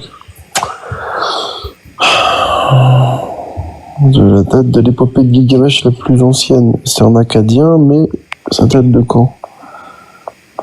On n'en parle pas là-dessus. C'est bizarre, ça. Bluebird, en fait, dans ton argumentaire, ce qui marchait pas, c'est que tu as sorti Jonas. C'est le paramètre Jonas qui a tout mélangé, mais on peut très bien dire. Je pense aussi, ouais. Ouais, voilà, mais on peut très bien dire que les Babyloniens et les Sumériens ont gardé des bribes de l'histoire. Qui leur avait été transmis, ouais. Ouais, voilà. Sans parler transmis à qui originellement? Bah, transmis, tu peux dire aux Sumériens, par exemple, ou à leurs ancêtres. Parce que, en fait, on a des traces qu'ils ont reçu des prophètes, eux? Comment? Dans la croyance islamique. Ils ont reçu des prophètes. La nation a reçu un messager, non? Toutes les nations déjà ont reçu, et si tu regardes les pharaons. Non, mais oui, ça, il y a un verset du Coran, mais je veux dire, avant Abraham aussi. Bien sûr, bah oui, il y a Noé, il y a même Adam. Ah oui, je suis bête, moi. Ouais. Bah oui. Non, mais le problème, c'est que avant les Sumériens, il n'y a pas l'écriture. Mais on sait qu'il y avait des religions comme l'animisme, des trucs comme ça. Mais c'est un argument en faveur des croyants, en fait. C'est ce que j'allais dire, ça c'est un argument pour nous, ça. En faveur de. Le fait qu'il n'y a pas d'écriture, ça veut dire que la vraie histoire, l'histoire originale, si elle existe d'un point de vue de croyant, elle a circulé oralement. C'est juste que au moment où elle circulait, il n'y avait pas l'écriture et c'est pour ça qu'on a perdu ses traces en quelque sorte. Le christianisme. Comment? Le christianisme. Je comprends pas pourquoi c'est un argument. Enfin, dans ces régions-là du monde, tu parles de quand? Parce que l'écriture, c'est grosso modo 3000, 3005 avant Jésus-Christ, une naissance en Mésopotamie, entre autres, et en Égypte. Donc on est dans la Mésopotamie, c'est la région où aurait vécu Abraham si toutefois il existait, où aurait vécu parce que Abraham, certains le font vivre à Our ou à Uruk, en pleine Mésopotamie. Donc, que ce soit les musulmans ou les juifs, ils le font tous. Il est originaire de Uruk, oui, donc de cette région-là. Voilà, mais alors de quand date Noé, toi, tu dis qu'en fait, les prophètes avant Abraham ont reçu un message qu'ils ont transmis au peuple de la région de cette région-là, et ce message a été transmis oralement de génération en génération et a été quelque peu modifié. En fait, le truc, c'est que, admettons que ça soit vrai. Par exemple, si je prends le code d'Hammurabi. Le code d'Hammurabi, donc c'est l'un des premiers textes de loi écrits, donc c'est encore une fois au même endroit, tablette sumérienne. Si vous assumez... Non, Hammurabi, c'est pas sumérienne. Hammurabi, c'est plus tard que les Sumériens. Non, mais si par exemple, ce code, parce que là-dedans, on retrouve la loi du talion, par exemple. Mais on retrouve des textes qui sont bien pires que des versets qui sont bien, c'est même pas des versets, c'est des lois. Hein. Mais si par exemple vous me dites que ça, où il y a la loi du talion, ce sont des lois divines, vous assumez un Dieu qui est vraiment chelou. Hein. Si vous regardez les lois qu'il y a. Attends, Kaya. On te dit pas que tout un ouvrage vient de Dieu. On te dit qu'il peut exister une part de vérité dans les ouvrages datant de cette époque-là. Ah oui, donc vous faites votre cherry picking dans cette histoire-là, dans ce coup-là. Mais c'est que des hypothèses. Tu peux les voir. C'est que des hypothèses. C'est que des hypothèses. Ouais, bien sûr. Mais c'est comme ça que l'histoire se fait. Hein. Et juste pour qu'il y ait des hypothèses qui soient valables, elles devraient être corroborées. Bon, là, exactement. C'est ce qu'on essaye de faire et c'est pas facile. Tu as raison. Là, pour le coup, tu peux pas corroborer parce que on peut supputer que Gilgamesh était en fait un message initial envoyé à un prophète, que ce message s'est détérioré avec le temps, mais bon, là, c'est que de la supputation. On peut rien démontrer là-dessus. Oui, mais c'est juste que c'est comme ça que les théologiens vont te répondre. Après, tu vas dire oui, mais c'est pas argumenté, mais ils s'en foutent. En fait, pour eux, tant que ça fait du sens et que c'est ce que disent à peu près les textes religieux, pour eux, tu ne les as pas refutés. Tes découvertes. Non, bien sûr, non, mais ça, bien sûr, mais je veux dire, dans le cadre d'une démarche argumentative où tu es censé démontrer pourquoi tu fais le choix de l'islam et pas d'une autre religion, ça peut pas être probant, un truc pareil.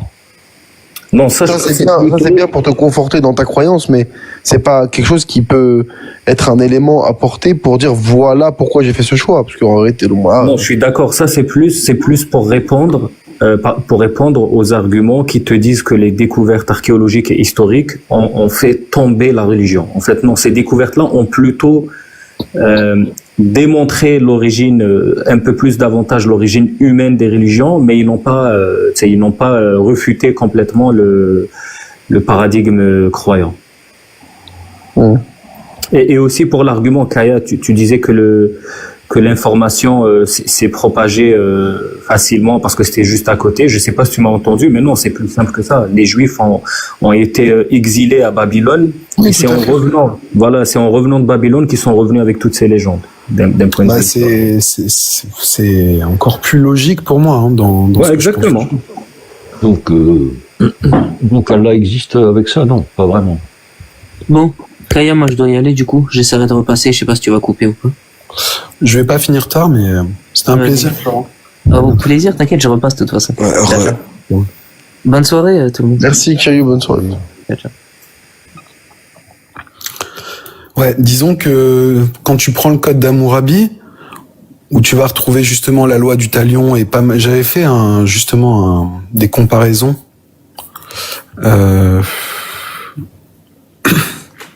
Qu'est-ce qu'il y avait d'intéressant? J'avais comparé le code d'Hammurabi avec ce que tu retrouves dans la Torah, la Bible. J'en avais trouvé plein comme ça. T'as fait, Kaya. Bien sûr. J'ai une question. Est-ce que sur YouTube, il y a une personne qui a fait un résumé ou je sais pas moi, plusieurs chapitres du code d'Hammurabi? Moi, je l'ai en entier, là. Oui, mais je parle en vidéo, je parle sur YouTube. Ah, je crois pas, je sais pas. Dommage. Et il parle pas du voile, le code d'Hammurabi, déjà? Non, je pense pas. Non. Je pense qu'il en parle. La plus ancienne mention, c'était Téglat-Phalazar Ier, mais Hammurabi, je sais pas. Mais attends. Et le code d'Hammurabi, c'est quelle civilisation? C'est les Sumériens. Sumériens. Non, c'est pas les Sumériens, non. C'est plus tard. Non, c'est les Mésopotamies. Ouais, mais c'est pas dans les.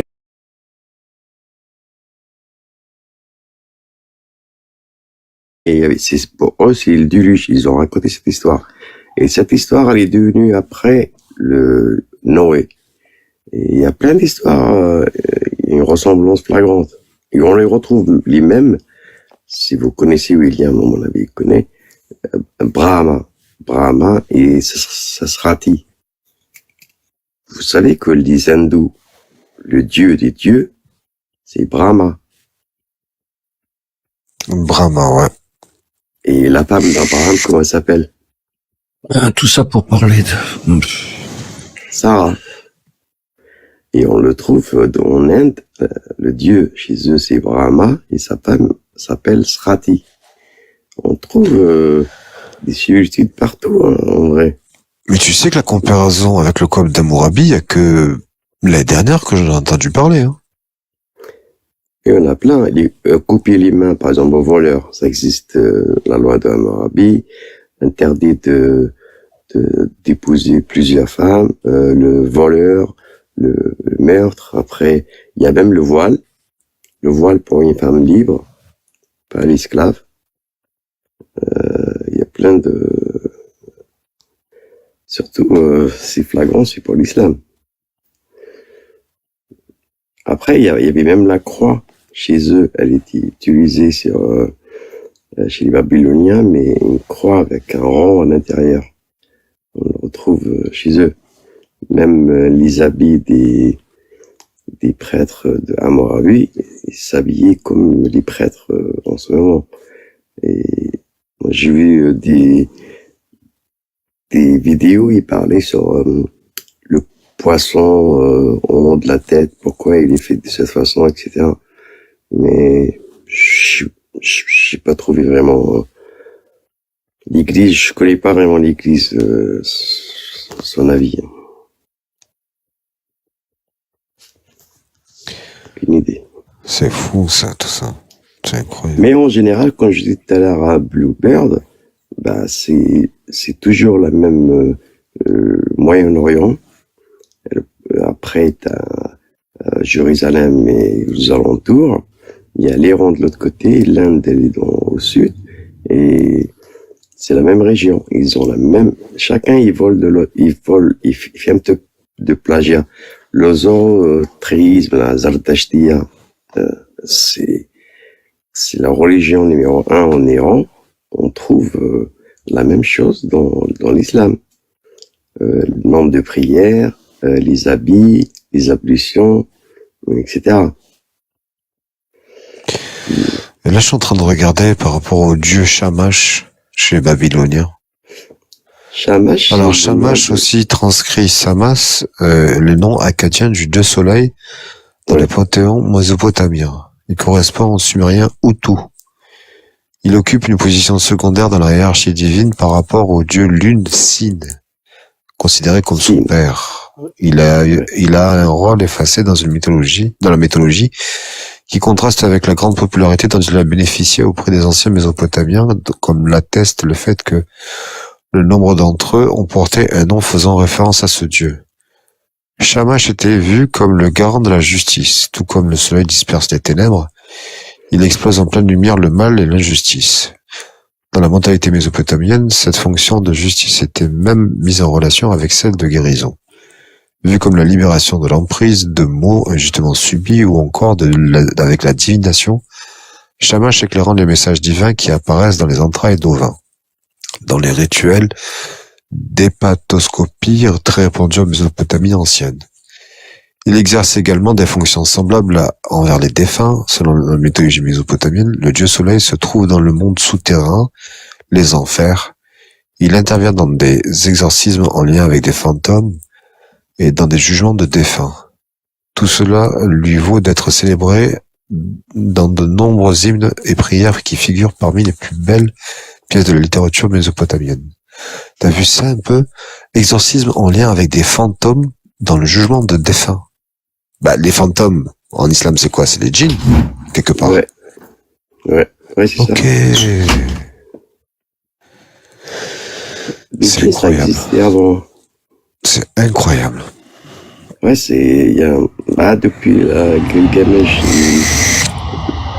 l'explication, franchement, elle a détruit toutes les, dans Gilgamesh, il raconte carrément la création de l'être humain, comment il a été créé, et c'est la même que de l'argile. Et après, ça ressemble à la même chose. Ils ont un dieu, la divinité c'est Shams. On va dire que dans cette région géographique, enfin dans cette zone, cette région au niveau géographique, ouais, c'est quasiment les mêmes divinités, avec les mêmes fonctions, avec les mêmes organisations, tu vois. Ouais, sauf que ils ont tout centralisé, quoi.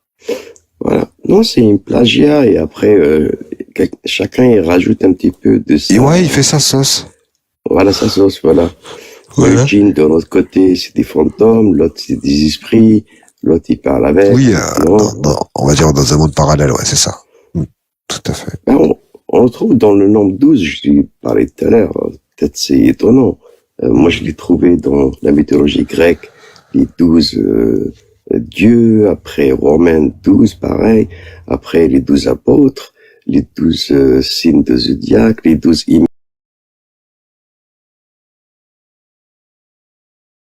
élèves. Le nombre 12, c'est incroyable. Et après, on le retrouve à lui-même. Là, tout à l'heure, je lui ai posé la question, je dis, qu'est-ce qu'il faut qu'il ait noms hébreux dans le Coran en arabe? Gabriel, Michael, Israël, ça n'a rien à voir. Mais on revient en arrière. Elle, c'est le dieu des Canaans.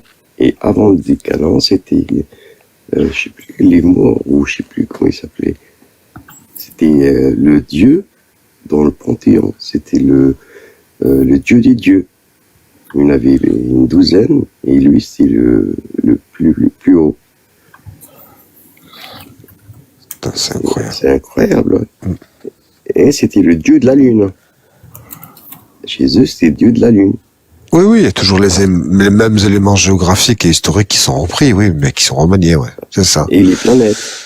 Les planètes aussi, ouais. Comme tout à l'heure, on avait parlé du fleuve de l'Amazonie, ouais. Ah, ou bien le Gange aussi en Inde, le Gange. Ah, le Gange, il est énorme. Il est énorme, voilà. Normalement, il devrait pas. Alors tu vas me dire que pendant le voyage nocturne, Zarma, il a pas vu l'Amazonie, il a pas vu le Gange. Ah. C'est pas cohérent, tu vois.